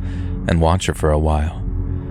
I noticed that she was very alert and checking her surroundings, constantly, like her head was on a swivel, and then all of a sudden, she darted behind a concrete column at the front of the building. A Honda had just pulled into the lot and she noticed it before I did, and she was keeping the column between the car and her, and the car was creeping slow, like they were looking for someone, and as it drove past her, she shifted so they couldn't see her behind the column. At this point, alarm bells are ringing in my head and I get out of the car. The Honda leaves the area and she sees me. She knows I see her, and she starts running over. I ask, "Do you need help? Are you okay? What's going on?" She just tells me to call the cops, and she's scared, crying. I don't know how to describe it. It's not crying from sadness or anything. It's like pure terror, tears, and gasping. I start calling the cops, and that Honda rolls back into the parking lot, and instantly she's like, "Oh, never mind. It would be better if you don't get involved," and starts walking to the car like she's just been found out. After that, she got in the car, and that was that. It's been like 3 years, and I still think about it. Was it human trafficking? An abusive boyfriend? I have no clue. But my blood runs cold when I stop and remember about that night, and I hope she's okay, but I doubt it.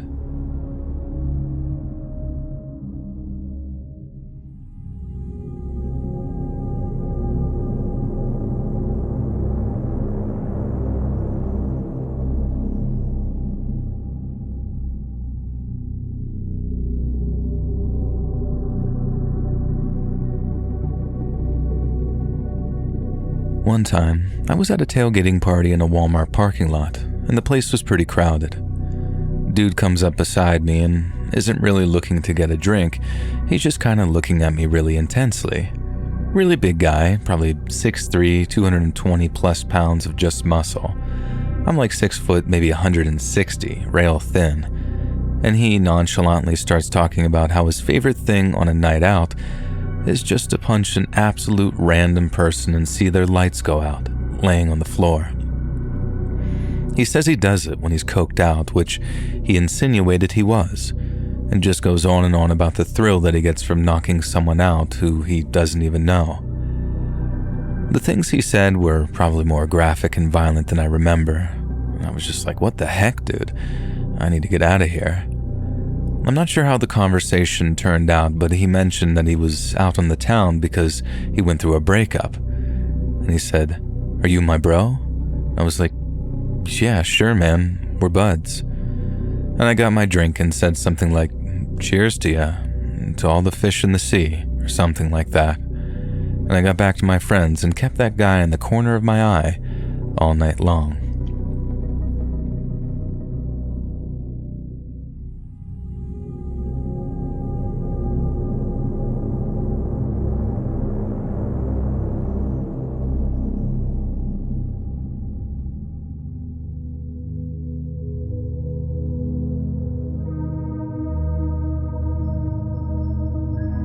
I work at Walmart and we tend to get a lot of interesting customers. One day a man came in and I, being a cashier, went to serve him. He stood at the counter for about 10 seconds without looking at me and then proceeded to run out of the store. Cut to about 2 hours later, I'm cleaning the men's bathrooms when he walks in. I apologize and say that I'll just be a moment to finish up my cleaning. When I went to exit the bathroom with my cleaning supplies, he blocked the doorway and wouldn't let me pass for about 10 seconds again. He then spends half an hour in the bathroom before exiting the store without purchasing anything. An hour later, you guessed it, he's back again, pacing back and forth at the front of the store, and he ends up buying like $30 worth of stuff and then leaves the store without it and just never returns. Several weeks later, I'm waiting for my bus. I live very close to work. When he sees me, I see him, and he walks up and stands next to me for that 10-minute wait. When the bus finally arrived, he turned around and walked away. Now, as a young woman, this scared the crap out of me, particularly when I drove past him getting arrested a couple of weeks ago, surrounded by police officers.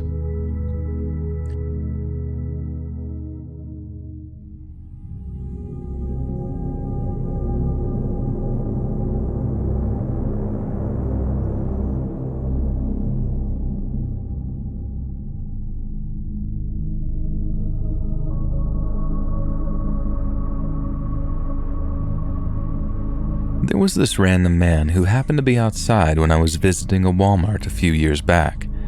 He was disheveled, short, I want to say maybe 5'1" to 5'3", bald, mumbling to himself and walking very funny. When I got to be about 3 feet from him, he turned around and knocked out the lady directly behind him. A perfect stranger on her phone, and he knocked her out with one solid punch to the face. Then he ran up to a guy who was easily a foot taller than him and tackled him to the ground and began headbutting him and yelling, "Can you feel this now, Mary? Can you?" It was psycho. And by the time the cops showed up, this guy was foaming at the mouth from yelling, covered in blood, and 2 other people, 2 older men, had been assaulted by him. It was so nuts. The guy was obviously on some pretty strong stuff, but I've never seen anyone before or after that just lose it quite like that.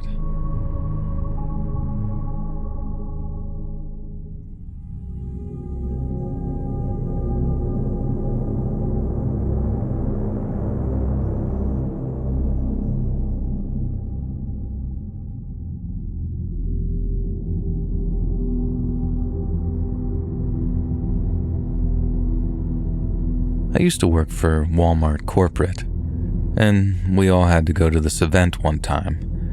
We all met up in Miami and took 2 15-passenger vans to drive up to Central Florida, both full. We took US 27 known as Okeechobee Road. At some point before sundown, we stopped at a McDonald's for dinner. My buddy from back then was there too, and I remember chatting it up with him, just typical teenage stuff. I remember at one point we were in separate vans and we started loading up when one of the instructors decided that my buddy and I should switch vans. I was confused, but sure, didn't matter to us. I sat in his seat and he went to the other van, and then last minute, the instructors decided that we should switch back to how we were. I never quite figured out why, but it saved my life and ended my friends. A couple of hours later, it's dark. US 27 has no lights at the time, and their van was behind us the whole time till it just suddenly wasn't. We were 6 miles from our destination when we got a call from the driver of the other van. We were in an accident. We're hurt. We sped back at like 100 miles per hour, only to be met by a literal wall of semi-trailers blocking the 2-lane highway. We had to drive on the shoulder to get past them. As we went around these trucks, I noticed that they all had their headlights on. Illuminated on the road was my friend's body. His eyes were open, but all you could see was the whites of his eyes. His arms were very obviously broken at odd angles, but most alarming of all, he was torn completely in half. To say that we were beside ourselves is an understatement. The van was laying on its side, completely mangled, and the rest of the passengers were bloodied and bruised, but aside from a broken arm, they were generally okay. According to the driver, they hit wet pavement on a curve, lost control of the van, and it flipped. My friend was wearing a seatbelt, but he was pretty skinny. He slipped through the belt and broke through a passenger side window. He flew approximately 30 yards over the grass median and landed on the opposite side of the highway. According to the driver, she was trying to climb out of the flipped van when she witnessed my friend trying to push himself up with his arms. An SUV was driving on the lane that he was laying in. It hit him and killed him instantly. The SUV did not stop. They never found out who hit him, and it sticks with me 17 years later. I try to be grateful for the life I have. I was going to be in his seat, and happenstance saved me. I struggle with feeling like I deserved it. He was one of the good ones, and I was always struggling with my inner demons. And I miss you, man. I hope you're all right wherever you are. Rest in peace.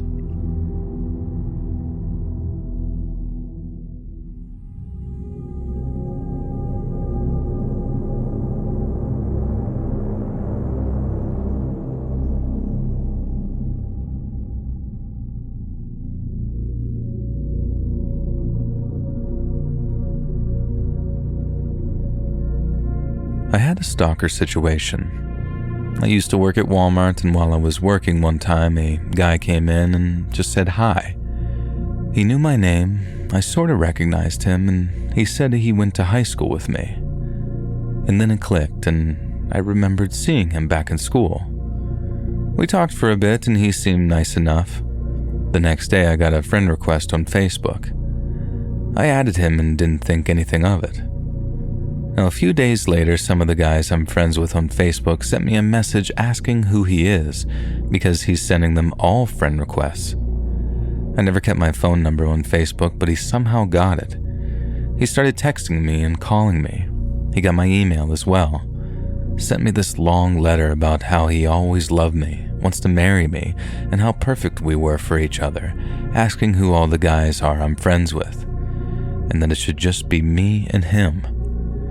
It really took me off guard since we only talked for the first time a few nights ago.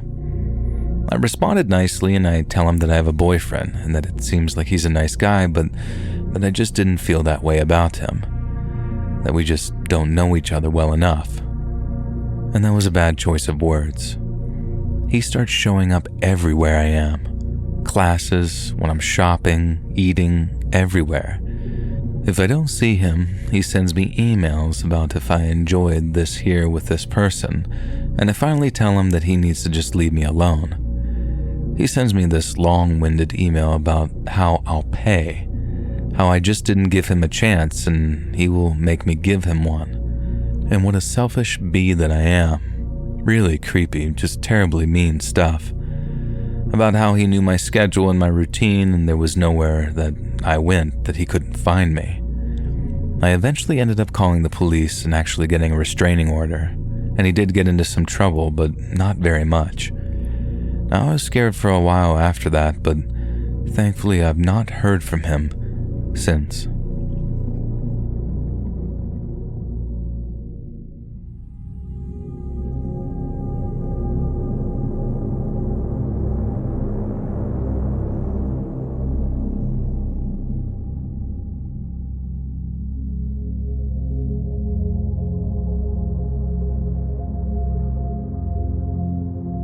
So this short story is regarding a former coworker of mine at Walmart who seemed as though he took extreme pleasure in violence. You see, one time, he put on a football helmet and ran into the break room and just head-butted me extremely hard with it, and I actually ended up with a concussion. And when I told my manager, he confronted me at work.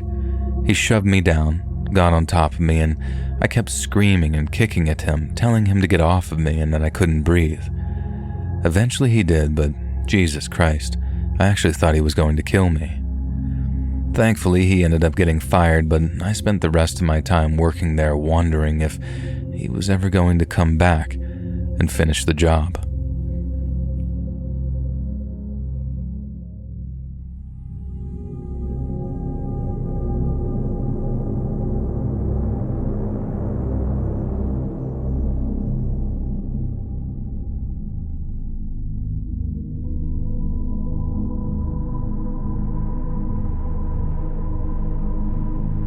I used to work at a Walmart where the managers didn't care about their staff. I've since learned that they were fired, so that's something. But the customers were always the worst part. We had this one regular, pretty huge guy who would consistently cross boundaries with me. He would try to grab me whenever he was with his buddies, and he would grab my butt, even after I straight up yelled at him and even slapped him once. I begged the managers to ban him from the store, but that didn't happen. The best that they would do would kick him out if he went too far, which usually involved him grabbing me in some way. He was always free to return the next day, though, because he was a good customer. One Saturday, I was on my cigarette break in the alley beside the store when that jerk sneaked up and grabbed me around the waist and started to drag me backwards. I immediately went into fight or flight mode and smashed my head backwards into his face, ended up breaking his nose pretty badly. And when he dropped me, I laid on the ground and kicked up into his groin several times. When I had a moment to think and realized who it was who had attacked me, I took my lit cigarette and I put it out on his arm. I think I did a fair bit of screaming and I spat on him as well. I was just so angry and afraid that I don't have a very clear memory of the rest of that day. I guess the security guys arrived at some point and the cops were called. When the cops came, I gave my statement and he did get arrested. I quit that job and never returned to that crappy place. I never got a chance to find out what happened to the guy or even what his motivations for grabbing me were because I moved to Austin a few months later.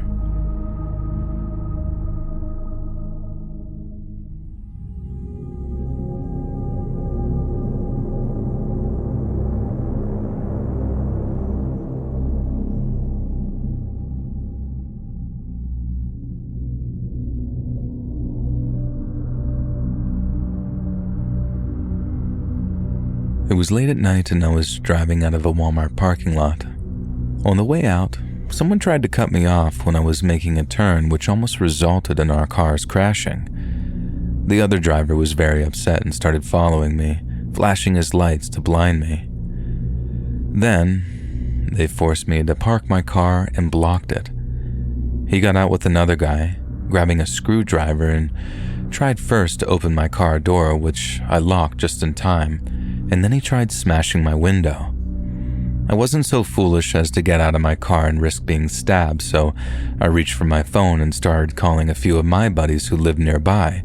Some strangers started running over too. The guy with the screwdriver and his friends saw that they were going to be outnumbered and quickly escaped in their car. Overall, it was a very scary experience, and I'm pretty sure if I hadn't locked my door in time, I would have had a huge screwdriver plunged directly into my neck.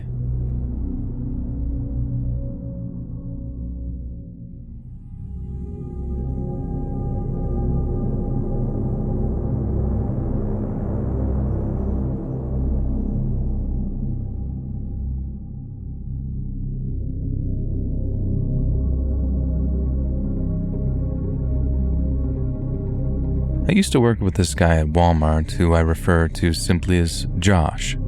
Josh was insane. I don't mean he was a really bad drunk and did crazy stuff, or that he was big and a lover of kicking people's butts a lot. He was all of those things, but so much more. Josh used to take full packs of Coricidin nearly daily, at least that's what it seemed like. He took it and would turn his entire mouth red, and he would be at school high as balls. and he sewed his lips shut for a Halloween party with a needle and thread and bled all over the place, and he shot himself on more than one occasion. Once in the leg with a rifle just to see how it felt, and the other time with a handgun in his head in an attempt to take his own life. It didn't work. He's still alive and almost exactly the same. No effects other than now he gets seizures. And he headbutted a cop. At one time I lent him a CD and he accidentally broke it. He came back to me apologizing and whipped out this obnoxiously large wad of money from his pocket that was just thick with $100 bills and handed me a fresh hundy from it. Now I'd like to take a break in these little bullet points about his life to say, Josh was a mentally disturbed individual, this is true. But he was actually a good guy in his own way. He liked me a lot, actually. Anytime someone would mess with me and he'd hear about it, he'd instantly get incredibly mad and want to kill them. To some, he was a violent psychopath. To others, he was a violent, deranged, messed up human being with an unmistakable sweet side. He was completely delusional. He used to tell me about how the doctors took pieces of his body out and replaced them with alien parts to see how he'd operate with them. Honestly, and I'm not joking, I could write a novel based on my experiences with this weirdo. I avoided hanging out with him because I knew that he ended up getting me in some serious trouble, not to mention that he scared the crap out of me. But he always seemed to go out of his way to try and hang out with me, chat with me, whatever. And I have no idea how he managed to hold down that job, but he did, and everyone knew that he was nuts. Years after, he added me on Facebook, and he still sends me the occasional message and always buys my music when I release something new or comes to shows. He's a good dude to have on your side, I think, but he's seriously terrifying.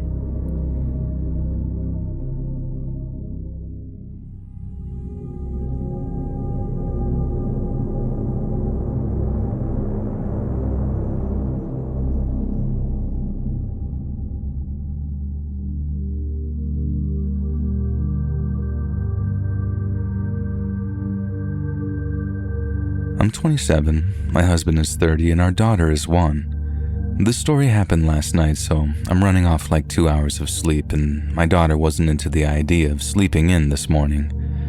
Now, to start, my husband, our 1-year-old, and myself live in a rental and have been here for 3 years now. When we first moved in, there was a random doorbell that would go off.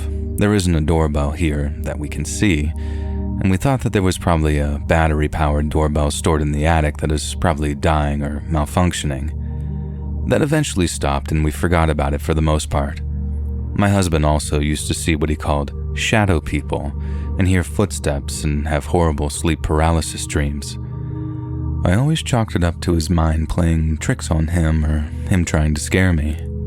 It's been a few years since any of that has happened though, and for the year that our daughters live with us, 0 spooky things happened until last night. My husband works the night shift, so it's just me and the baby most nights. Well, last night my daughter wakes up around midnight, so I get her and bring her to my bed. She's back asleep and I'm wide awake scrolling through Hulu. As I'm searching for a show to watch, I kid you not, the foot of my bed, frame, and all lifts like half a foot off the ground and slams back down. My daughter is still asleep, but I'm immediately frozen in fear. My first thought is, there is someone under my bed, but I quickly realized that I couldn't even fit under my bed, so this is far-fetched but not any better. I quickly scoop my daughter up, football style, stand on my bed and jump off the bed as far as possible and run out of the room. I grab our gun, call my husband, shaking and sobbing to please come home, and then call my mom to pick us up. We're a 1-vehicle family. At that point, our kitchen lights start to dim until they were completely off, which was the last straw for me. I took my daughter and went to the front yard in only a t-shirt and panties until my husband got home about 10 minutes later.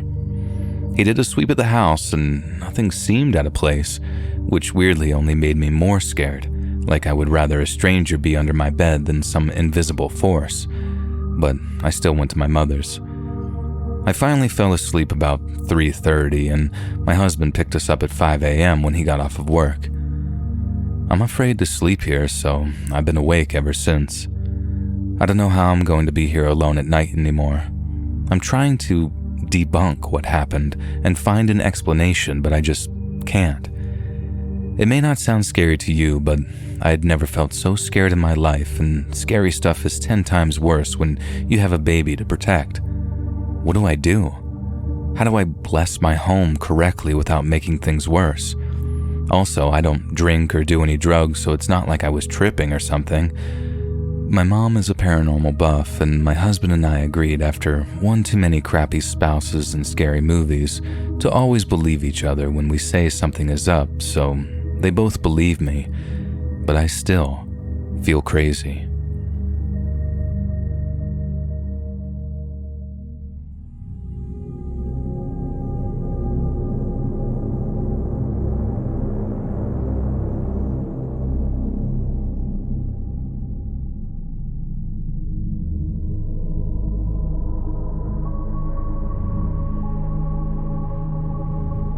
I was about 6 or 7 years old, and my mother and I were on a routine grocery run to our local Walmart.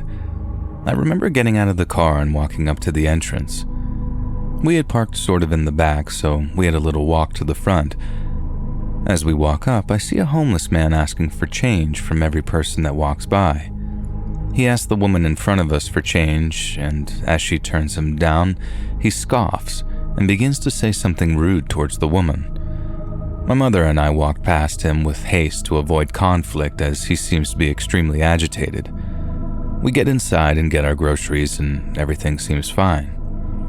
As we load up and begin to leave, I remember my mother pulling out $2 to specifically give the man, as he is presumably still at the entrance begging. My mother, trying to avoid conflict, wants to hand him the money and be on our way so we don't end up getting harassed as the woman before us did. As we walk out, I raise my arms to my mother in little kid fashion to be picked up, as I'm scared of the encounter we're about to have with the man. My mother picks me up and we begin to leave the store. Before the man can ask us for money, my mother hands him the cash and we walk away conflict-free. I'm being held by my mother at this point with my head facing behind her. As we're about halfway to our car, I look up from the pavement and look at the man whom is staring directly at me with the most sinister face. At this point, his features seem distorted and what I can only describe as demonic. He's smiling and sticking his tongue out almost to his chest. He lets out a long hiss as his eyes roll into the back of his head, seemingly invisible to the other people passing him. And I still to this day do not understand how I was so far away but heard his hiss as if though it was right next to my ear. I'm sure it could be dismissed as the homeless guy was on drugs, but I think truly this was a demon. It messed me up for a really long time, and to this day is a big factor in my belief of the paranormal.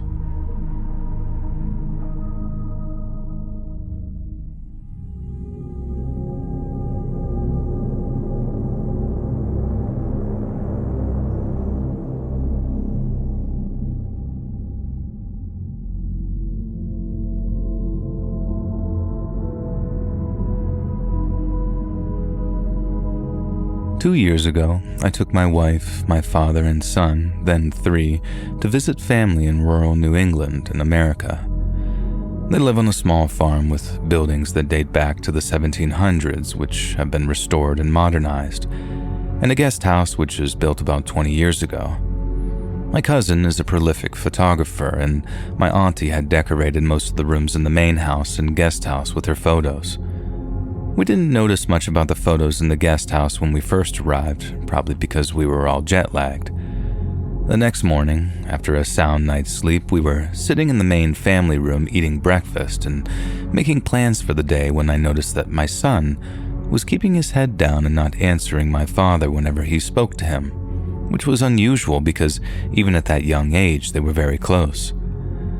I looked over to my dad and noticed that he was sitting in front of a photo of a room in a rundown house. The room had a large window with sunlight streaming in, casting shadows across the length of the room towards a dark corner.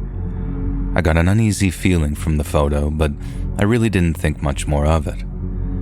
We finished breakfast and all got up from the table, and I noticed my son was walking in a wide arc around the end of the table where my father had been sitting. Again, weird behavior, but I just dismissed it as a weird 3-year-old thing. Over the next day or so, I noticed him becoming more and more uneasy anytime we were at the dining table and doing whatever he could to avoid looking at the photo. I decided to ask him what was wrong, and he answered me very matter-of-factly. "The bad man in the picture is looking at me. He's very cold and he's not nice." I looked back at the picture and got instant chills down my spine. There was no man in the picture, but I got the feeling that there was more to it than an empty room. I decided to ask my cousin about the picture, and she told me that it was taken at an abandoned farm a bit further upstate. It was one of her favorite pictures, but had always given my aunt the creeps, so it was moved to the guest house. Over the next couple of days, whenever I would ask my son about it, he would say things like, "The bad man is looking at me. He doesn't like me. He wants to hurt me."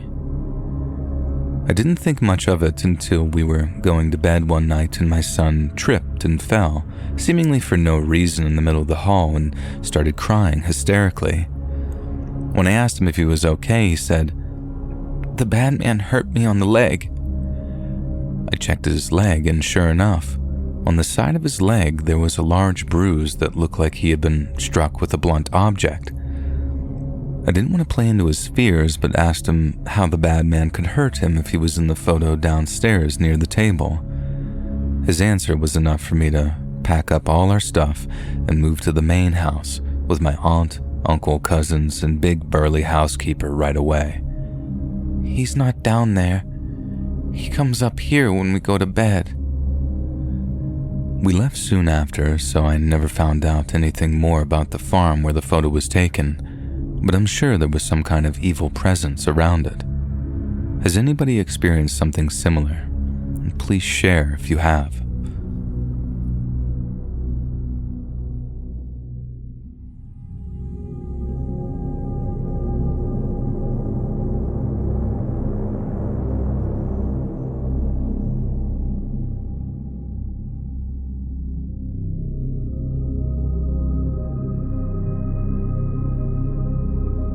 When I was 14, I had a strange encounter that still puzzles me to this day. On the weekends, I'd sometimes go to my mother's place, as my parents are divorced. The house she lived in was converted into several small apartments.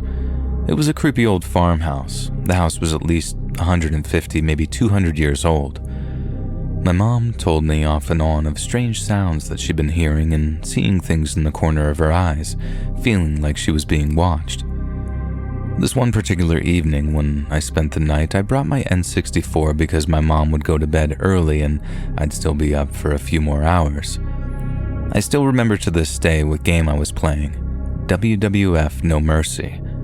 I was sitting Indian style on the floor playing the story mode. I just finished a mission in the game and set down the controller to the left of me, behind me. Directly behind me was a recliner, and I'll never forget what I saw next. I went to grab the controller and saw what appeared to be a hoof, like a horse, next to the controller on the floor. Insects and blood was coming out of the sliver that separated the hoof. I thought to myself, how strange. And I slowly glanced up, and this demonic figure was staring back at me. It leaned down towards me. Its face got down in my face and grinned the most evil smile I'd ever seen. The eyes were black, its face was red, it was a one-winged creature, and blood was dripping from its teeth. It was so surreal that I immediately went into a panic attack and blacked out. I learned later that it was the fight or flight response that I was having, and several seconds later I came to, laying on the floor, and I could barely move. The demonic figure in the chair was laughing at me. It was as if my fear and energy had been sucked dry from me, and I lost all strength. I did all I could to crawl to my mom's room and woke her up. After I woke her up, we talked, and she believed me. She told me that she too had seen the same thing earlier that week, but didn't want to scare me. I don't know what to make of it and still think of it to this day. I have no doubt demons and angels are real, and believe me, the last thing you ever want to encounter is a demon smiling right in your face. I don't care if you believe me or not, but when two people see the same thing on separate occasions, either we're both crazy or something is and was wrong with that old farmhouse. My mom has thankfully moved since, and we haven't encountered that thing again.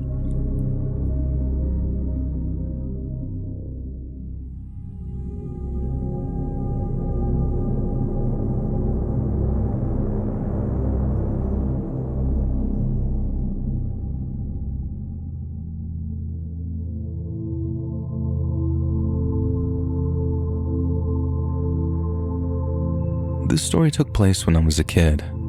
My dad had been a pool man for many years. One of his oldest customers decided to purchase a ranch. I don't exactly remember where, and he asked my dad if he could come and fix their pool, which was disastrously maintained before he bought it. He gave my dad permission to bring us along and told us that we were welcome to stay a few days to enjoy the ranch. We drove there, and I had been in charge of reading the MapQuest instructions because I never seemed to be able to sleep during car trips. We drove back home a few days later after my dad was finally able to save the pool. The drive home was very long, and for long stretches the view was mostly desert, farms, and the occasional small suburban town. Unlike me, my mom and brothers knocked out almost immediately, so most of the trip is just my dad and I talking or listening to music. I'm also a very avid reader, so I had a book on my lap beside the maps. I remember the ride had been quiet for a while because I had been reading. I had to stop because it was getting dark, and my dad only let me turn on the dome lights to read the maps. No radio service, and the Game Boy's batteries had all died. All I had left to do was look outside. All of a sudden, I spotted a very tall shadow on a roof. I realized that there was a man who seemed to be wearing a hat, bowler or top hat, dancing and jumping from roof to roof of this suburban lot. Kind of like the scene in Singing in the Rain, which at that point I hadn't seen. It took a second to realize that it wasn't a normal thing to see. The houses were separated in a way where a normal person couldn't have jumped roof to roof. What scared me the most is how at the last house before a field, he seemed to turn around and sense me. He bowed and tipped his hat. Even though I couldn't see it, I could sense it smiling. All I felt was dread. I turned to face my dad to see if he saw him, but he had been paying attention to the road. When I turned back, I couldn't see the houses anymore as they were way behind us. I never saw a face or any details. He was just a silhouette on the roofs. I remember feeling afraid that it would follow us, that it could if it wanted to. I never saw something like that on our many road trips ever again. And sometimes I wonder if I imagined it, but it felt so real. The memory is so vivid as well, which always comes back when I'm watching old musicals because the dancing reminds me of the way it moved.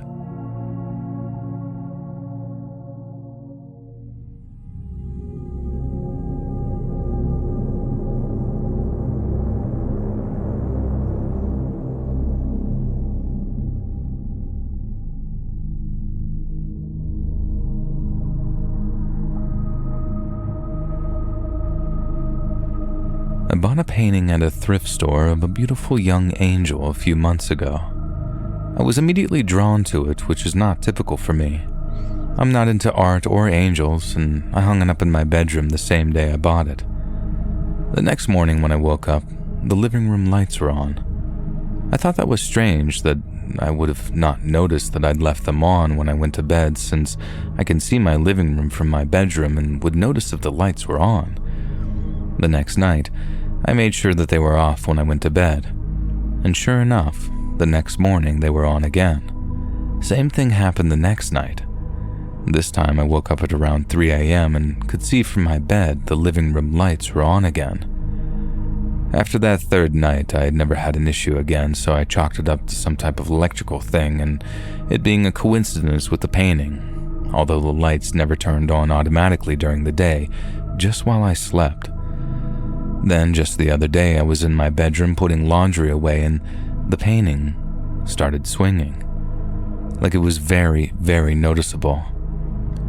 I just sort of stared at it, watching it, and then it just stopped. That's never happened before. Nothing could have hit it.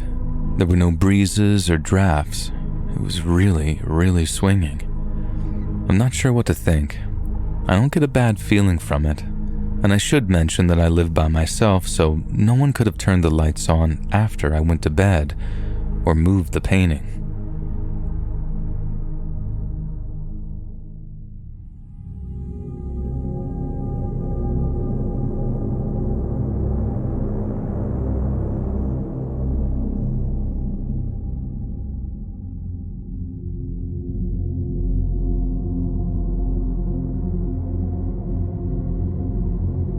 I need some help identifying whatever the hell is here with me.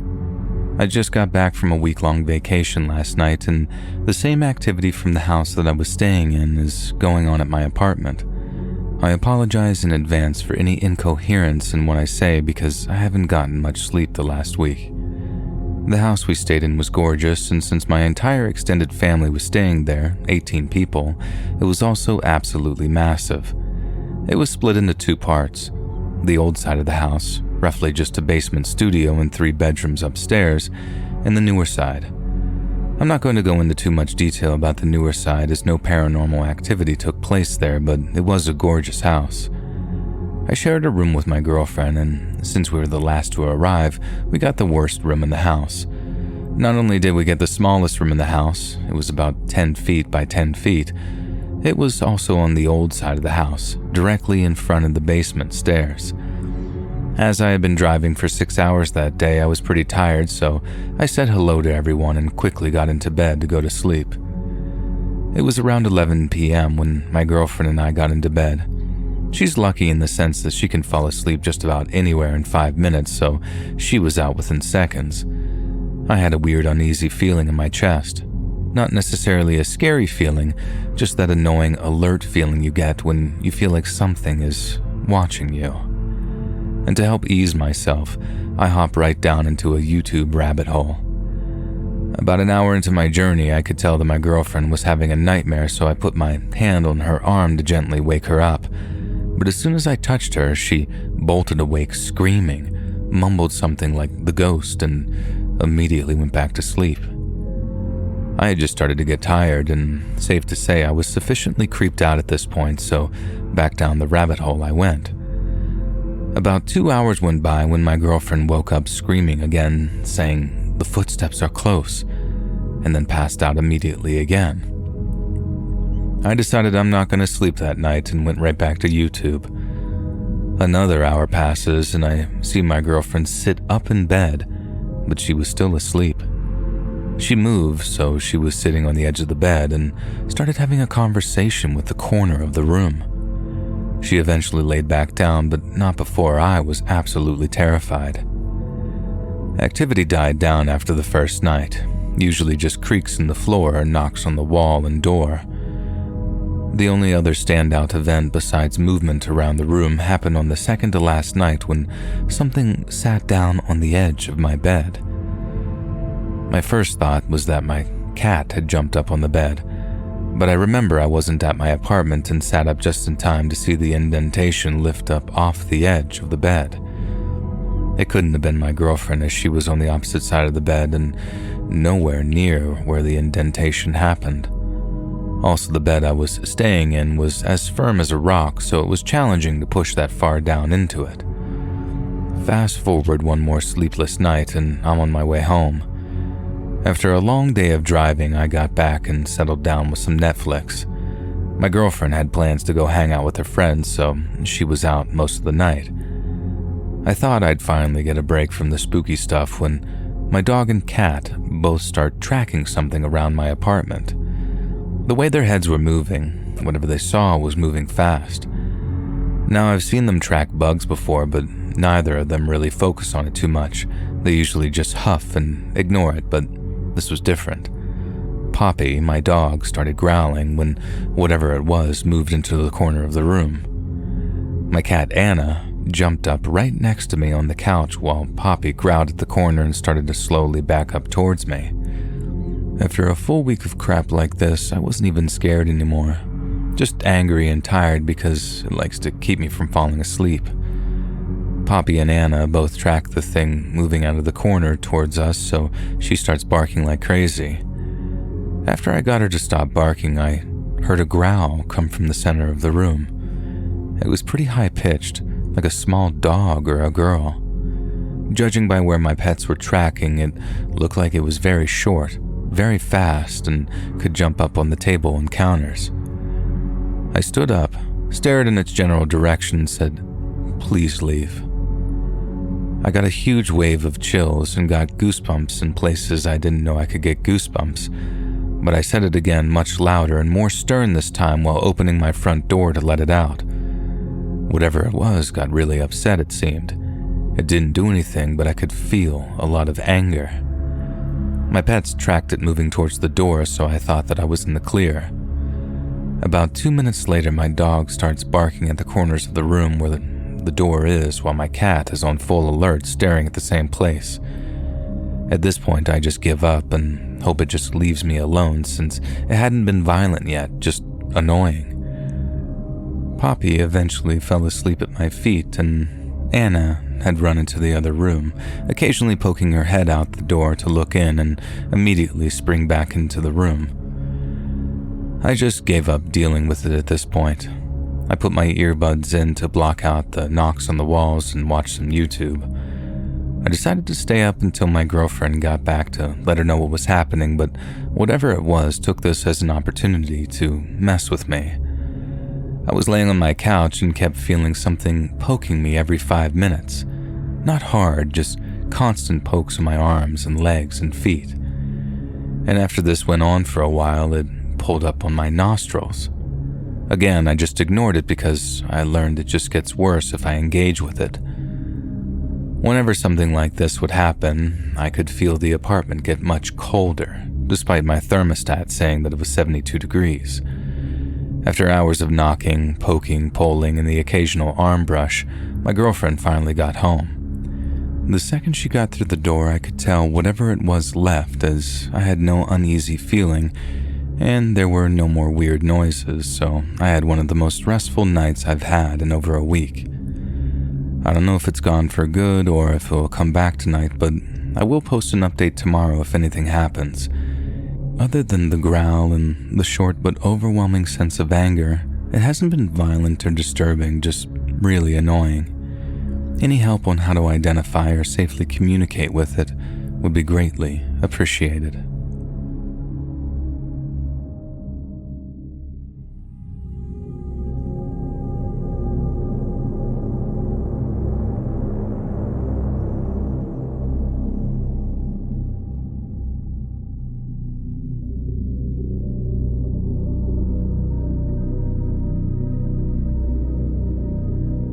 I was with my girlfriend preparing dinner. The year was 2015 and everything seemed normal.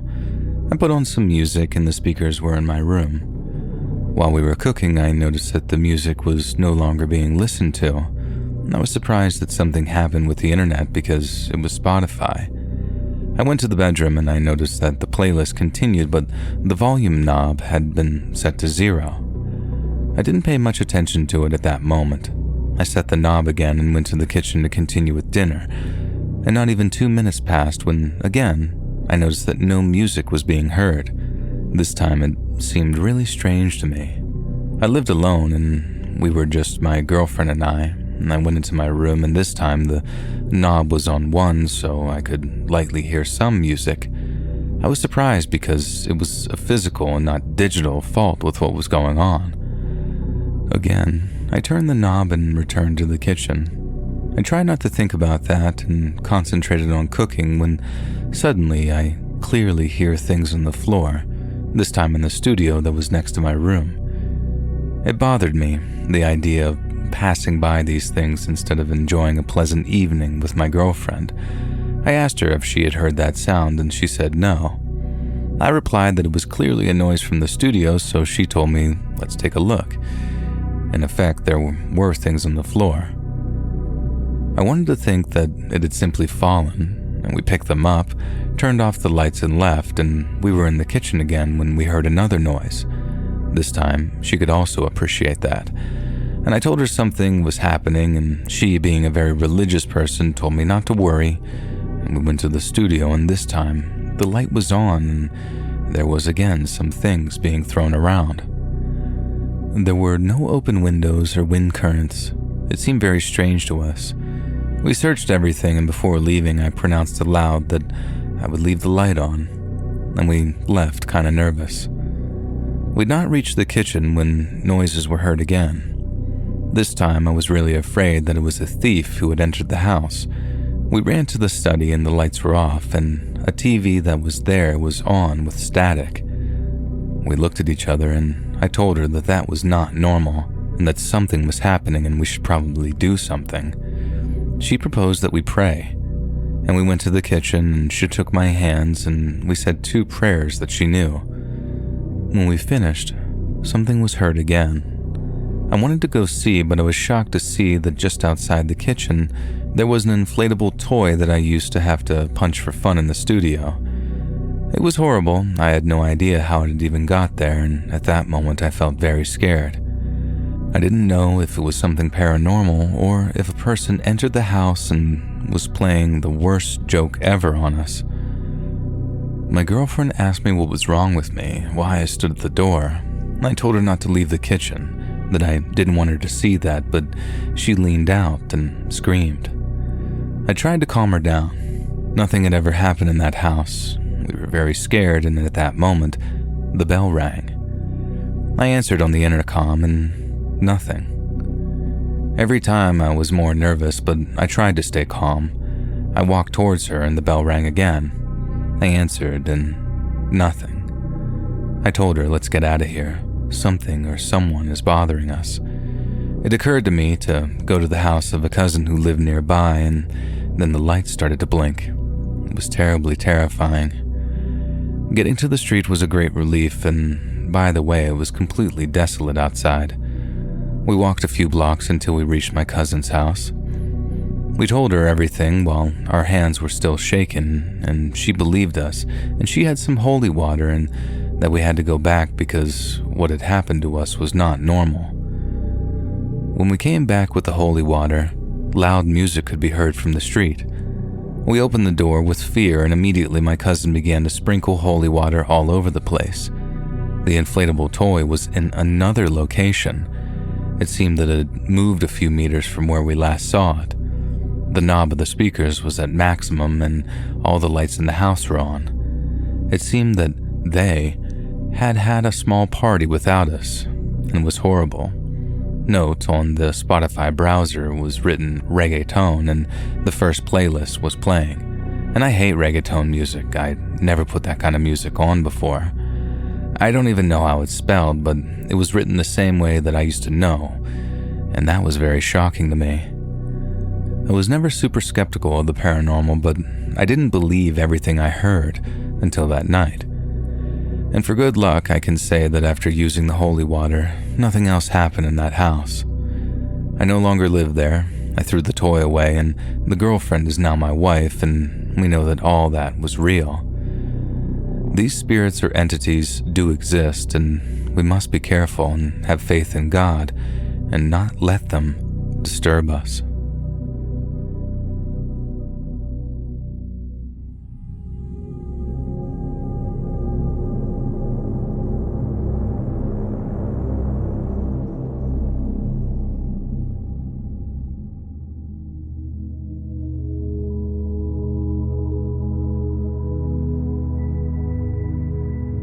So this happened a little bit ago. I was 17 at the time. It was summer, so we were heading to my uncle's house. He owns a little house near a beach, and getting to his house, we have to go past this big stretch of forest that spans on and on for about an hour or so. The sun was just covering everything in some nice light after it rose, and then it got weird. I remember that my dad turned off his music to pull up the GPS, and I looked at the forest watching all the trees speed by. Then I also took notice that we were the only cars on the road. The only car. None behind, none in front. Hell, I didn't see another car for like an hour and a half while driving here besides pulling out of my driveway and getting on the road. I thought it was really weird, especially since I'm in a pretty populated area. It's Oregon after all, in the middle of summer. I kept looking at the forest and, I kid you not, a clearing opened for a few seconds and I saw two men wearing black suits and black sunglasses with black gloves and shoes as well, tying some big hairy creature to a tree. I just kept looking at them and they were looking at me, not the car, me directly, like they knew that I saw them. It scared the crap out of me and I asked my dad if he saw them, and he seemed confused and then said that he didn't see a thing. He was too busy driving and looking at his GPS. I don't really believe in strange things like this, but I can't explain what I saw, and I don't know how to feel. Thinking about it now, I just get uneasy and scared. The creature looked like it was chained up and wasn't lashing around or anything or freaking out, and to make it worse, as soon as we left that forest, we started to join back in with other cars. It was like I stepped into some sort of crime scene. Has anyone else ever had an experience like this, or can I chalk it up to just my hyper imagination?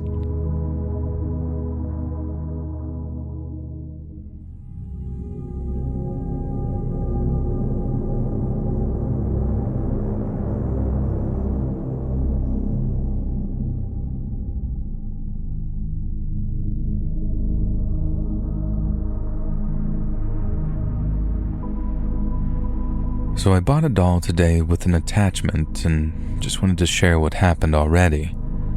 So I got her home and placed her on the top of my entertainment center pretty high up. Now for starters, the moment I got her in the car, I put an EMF to her with a built-in spirit box. The EMF was spiking, and after a few seconds of moving it away and moving it closer again, the spirit box said, "Don't." So I stopped and apologized. I spoke to the spirit of the doll while driving, letting the spirit know that it was in good hands, kind of like talking to a friend. Now, once we got home, I placed her down and I decided to leave her for a bit to get accustomed. Upon returning, I decided to do another EMF spirit box check to see if I had any better luck at this point.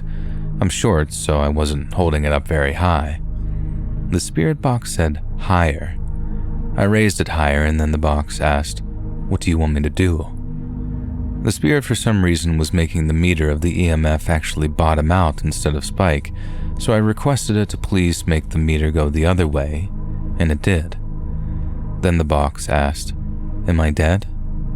I said yes and proceeded to ask for its name, and it said, "Soon." And then all the activity just stopped, almost like it was in shock of finding out that it was dead and needed time to process it. Anyways, though, I just wanted to share this with you guys because it was just an incredible experience to have happen.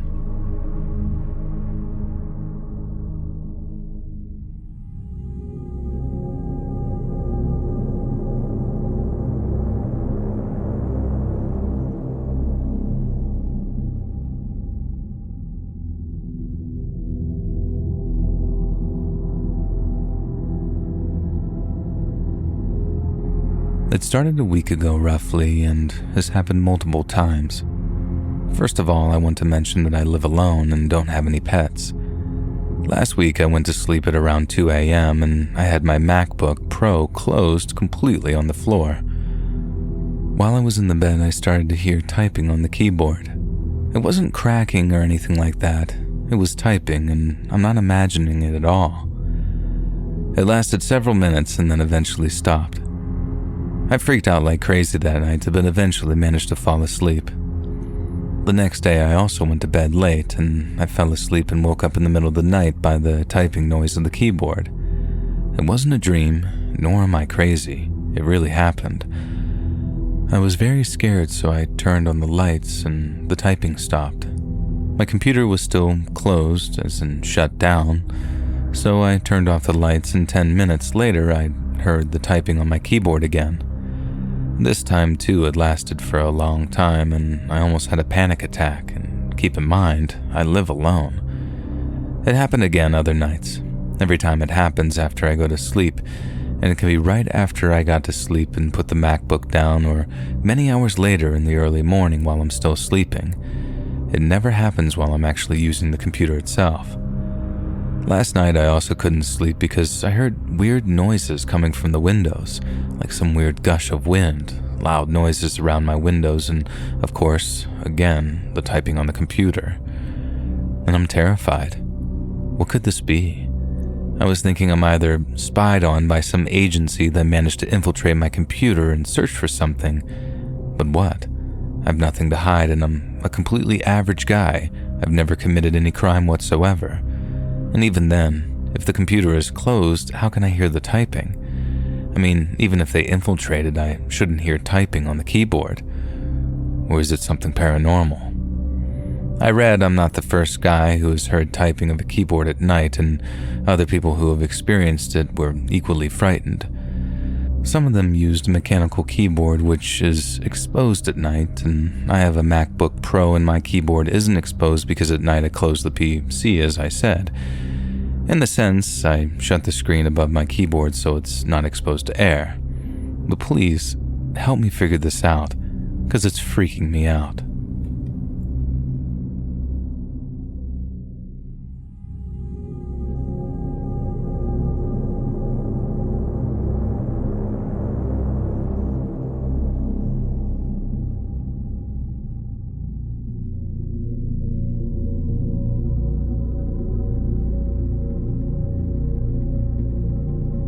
I'm currently staying in a farmhouse in Northern Ireland. It's a pretty old place and apparently was built on top of the original one according to the owner of it. I never really have believed in any paranormal type stuff, just thought it was too crazy and far-fetched to be real, and I've been telling myself that for the past few hours after what happened. I've already mostly explained what happened in the title, but I'll go into more detail. I woke up to hear the radio next to my bed, which I didn't even know worked, playing random channels, songs, some talking on chat shows or something. I can't really remember as I was just waking up. The radio did finally stop changing channels after a few seconds, however, and was left playing the song Hello by Dragonette. Had to look that up in the morning from the lyrics that I heard. I heard this section of the song before I switched off the radio at the plug. Kinda like this thing, but there's something you should know. I just came to say hello. Hey, I could stick around and get along with you. Now, needless to say, I was already crapping bricks a bit at this point, not because of the lyrics or anything. Like I said, I don't really believe in ghosts. Rather, just the loud noises waking me up was a little rough, and so I felt on edge. The thing that really tied it all together for me and made me so scared was when I checked my phone and it was 3:33 a.m. I moved upstairs to another bedroom and sat up with the lamps on either side of me for hours, watching something on Netflix to take my mind off of stuff. I don't really know what I want out of posting this experience. Maybe some reassurance to tell me that it's all BS. Edit. Things just got a little bit more spicy. I wrote the first part of the post from the upstairs bedroom in the morning, and just came down from upstairs to the room this happened in and looked at the radio. It was off on the wall switch, but the radio setting was also turned off on the radio. The only way it can actually play the radio stations is by switching it to on the radio with a switch so it wasn't me hitting it while I slept or something. And now, I'm kinda spooked out.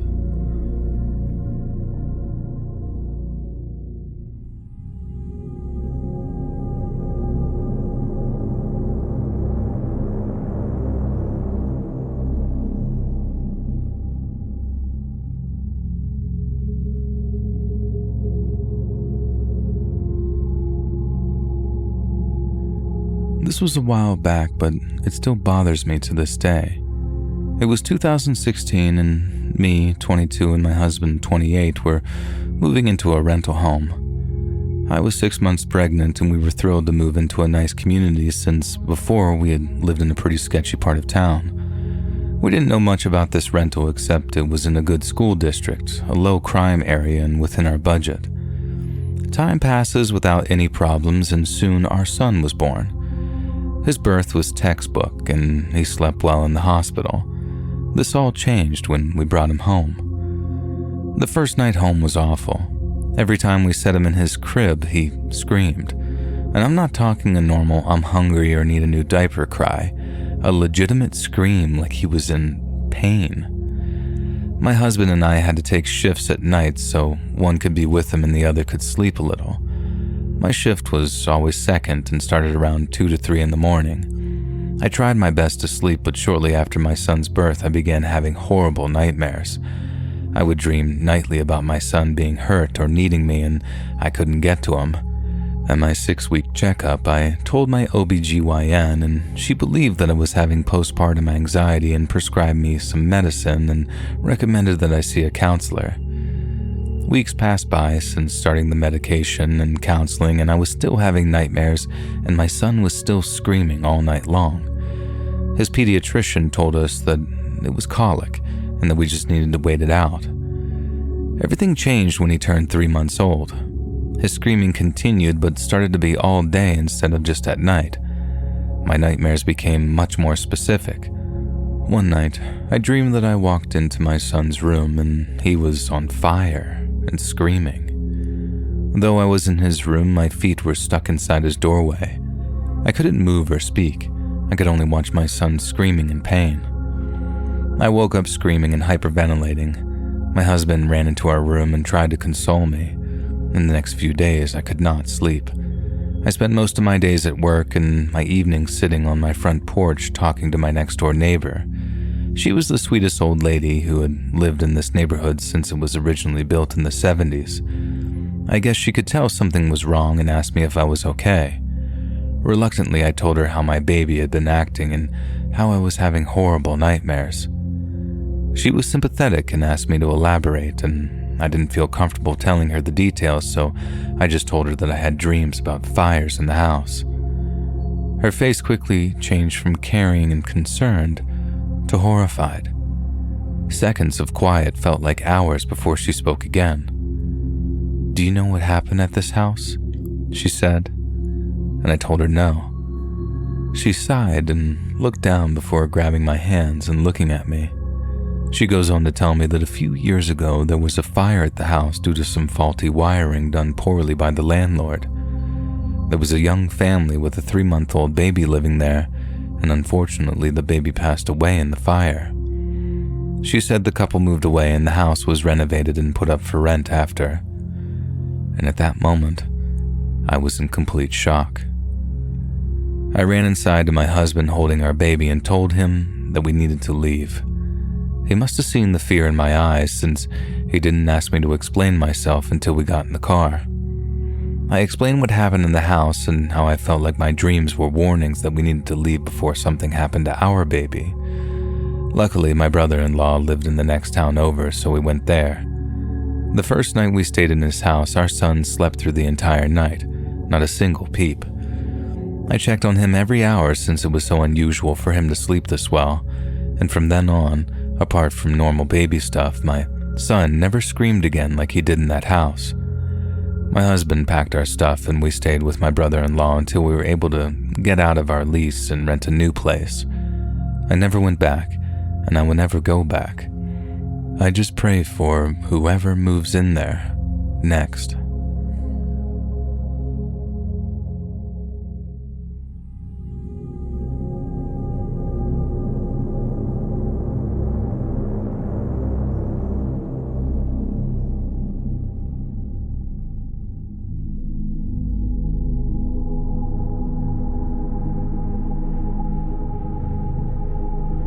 About a year and a half ago in June, my brother and I were driving back from Nevada to Las Vegas. If you know Nevada, you understand how sparsely populated the state is outside of Reno, Carson City, and Las Vegas. So, we were about an hour or so into the drive when we realized that we wouldn't make it back without falling asleep. as it was already pretty late at night. We agreed to stop at a hotel for the night. We came to a town called King. I had never heard of King, Nevada, nor have I found anything about it since, no matter what I looked up or asked.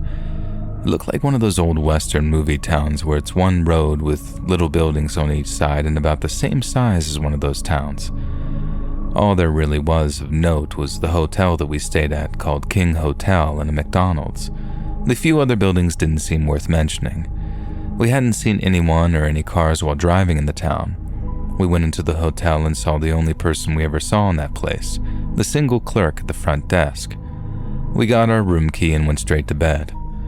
We were awoken by talking outside of what we assumed was around 8 because when we woke up, we realized that there was no clock in the room.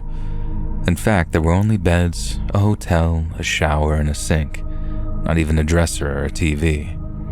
We went outside to leave. The hotel clerk wasn't there to check out, so we left our key at the desk. No one else was inside the hotel or outside. We still haven't figured out where the talking came from. We went to McDonald's to eat, however, it was drive-through only. We ordered our McMuffins at the drive-through, then rounded the corner to pay and get our food at the next window. We saw the bag already sitting on the shelf outside the window with the window closed and the inside dark. We got our food and left without paying. We didn't want to stick around anymore. We were honestly getting a bit scared at this point. There was no cell service, nor do we remember ever arriving there. We just suddenly found ourselves in that town. I was reminded of this because a few hours ago, I read a green text about a similar experience someone had in Utah. We only saw one person there, the hotel attendant, and we drove for half an hour before we saw any road signs again. He and I both remembered exactly the same, so I don't think we hallucinated or anything like that. If you have any ideas on what happened in that town, please let me know.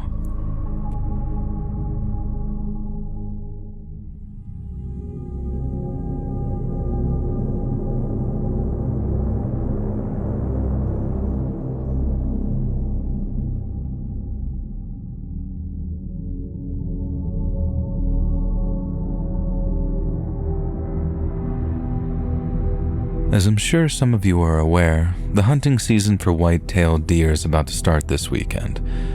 I'm a 25-year-old female and have been spending a decent chunk of time in the stand with my partner, in life and in most ventures generally, because we've discovered that hogs have been rooting up the oats and generally causing havoc and scaring away the deer from the feeder.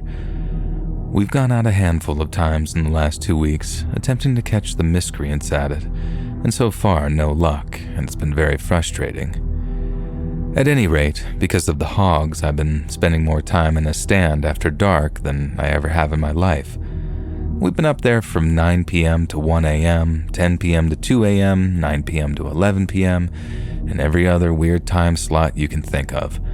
I mention this just in case it's relevant or helps paint a better picture. There have been a few things that have happened that I've struggled to explain away or rationalize, and my partner is out of ideas too. The first thing happened about a week and a half or 2 weeks ago. It was around 1 or 2 in the morning with a decent chunk of moon illuminating the area.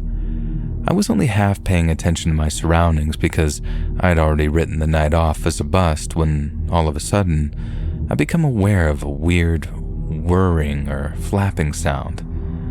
I thought it originated from somewhat behind me, but my partner said that he had heard it coming from away to the front left of us. At any rate, it was loud, airborne, and passing quickly over us and away.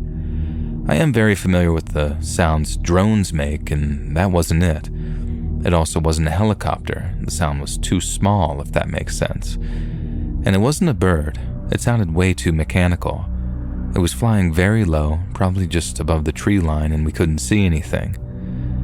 The second thing happened about a week ago. We weren't in the stand, but it was weird and out of the norm, so I'll mention it.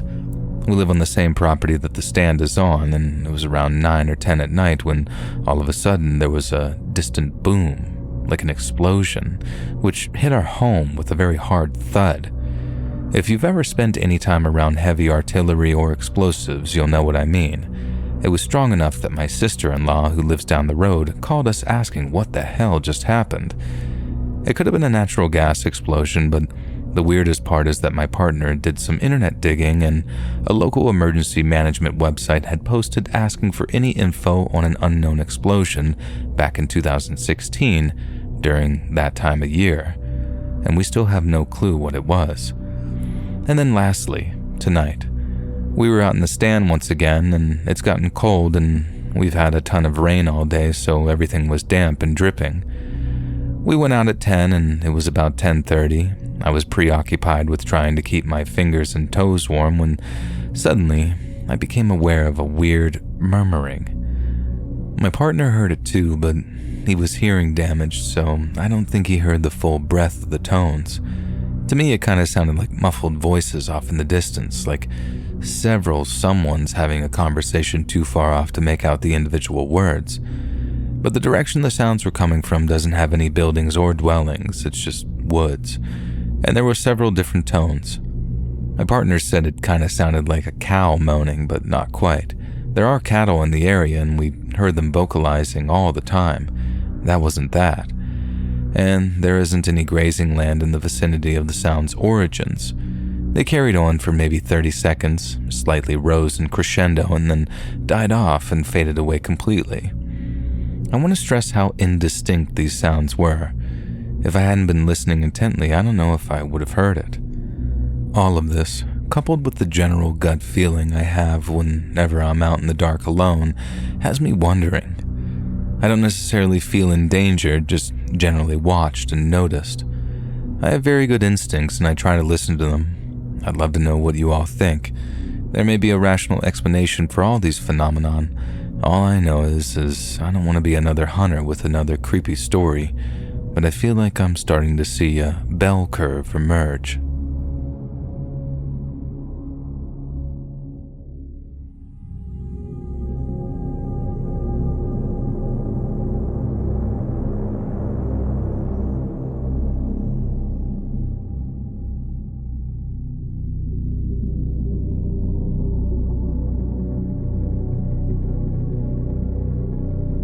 My dad moved into a house in the middle of the woods about 2 years ago, and I moved in with him soon after to help him get around and take care of the house and whatnot. No, side note, it's an old house on land that Native Americans heavily inhabited in the South. Honestly, this house is really weird. The first night I spent here, I was woken up by a woman whispering, "Is anyone home?"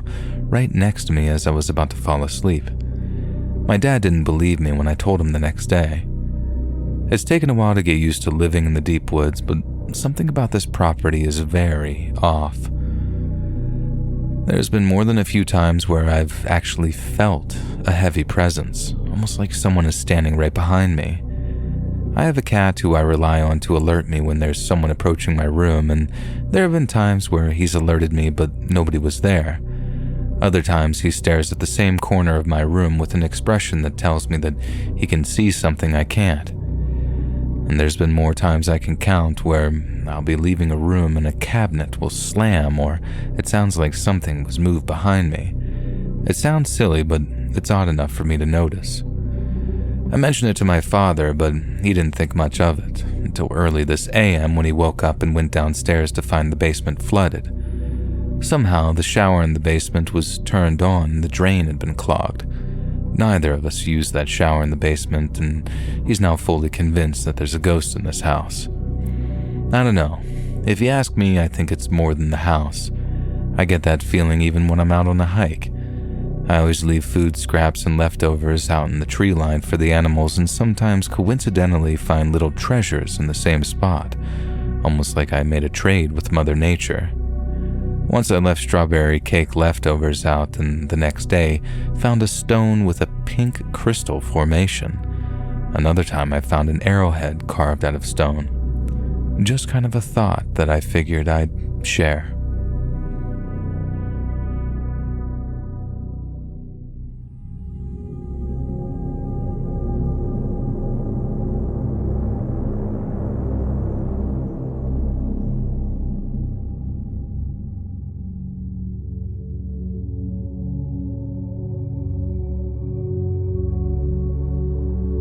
I don't don't believe in ghosts or anything paranormal. I'm not religious or spiritual and just generally don't think any of that sort of exists. But tonight I encountered something that genuinely terrified me and can't form any sort of logical explanation for it.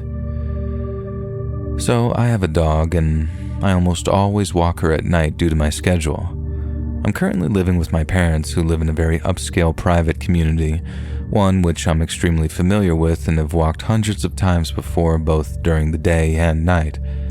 It's a very safe place and I'd never felt any sort of risk walking at night aside from visibility to passing cars, for which I wear reflective armbands. Tonight I was taking my dog on her daily walk and we crossed a road that led from one section of the subdivision to another. While entering this next section, I noticed up ahead, about 80 to 100 meters, a figure moving down the road across from the direction I was going. The best way I can describe it is if a person was wearing a slightly luminescent white hat skipping down the street. The problem is, first of all, there wasn't enough light to get a clear view of whatever I saw. I could definitely see the light that appeared to be a hat, if it was a person wearing one, but not enough to discern anything more, and the most disconcerting thing was that even if it was a person wearing a light-up hat skipping down the street, they would have been moving in slow motion, almost suspended in air in between jumps. There was also no sound either. After seeing this, I yelled out several times asking if there was anyone there and didn't get any response. At that point, I noticed that my dog was whimpering and her tail was between her legs. For me, this was the scariest part because I've never seen her act like that in any situation. If she sees another person while we're out walking, she'll get excited and pull on the leash wanting to go up and say hi. If there's another dog or animal she's unsure of, she'll bark and start running in circles around me. I have never, under any circumstance, seen her act scared and start whimpering. That was enough to make me go nope and turn the hell around. Like I said, I don't have any belief in anything paranormal, but I have no intention of messing around with whatever the hell I had just encountered, and so we turned around and finished our walk. I immediately glanced behind me, frequently making sure that there wasn't anyone following, and we're now home safe, which leads to me typing this right now. I've never experienced something like that, and I have no idea what to think. Rationally, I think it would be more likely I hallucinated or something rather than it being anything paranormal. But the thing that bugs me the most is my dog's extremely uncharacteristic reaction. If I had been seeing things, then why would she have behaved in a way that she had never before? I just wanted to share my story here, and hopefully, I don't sound insane.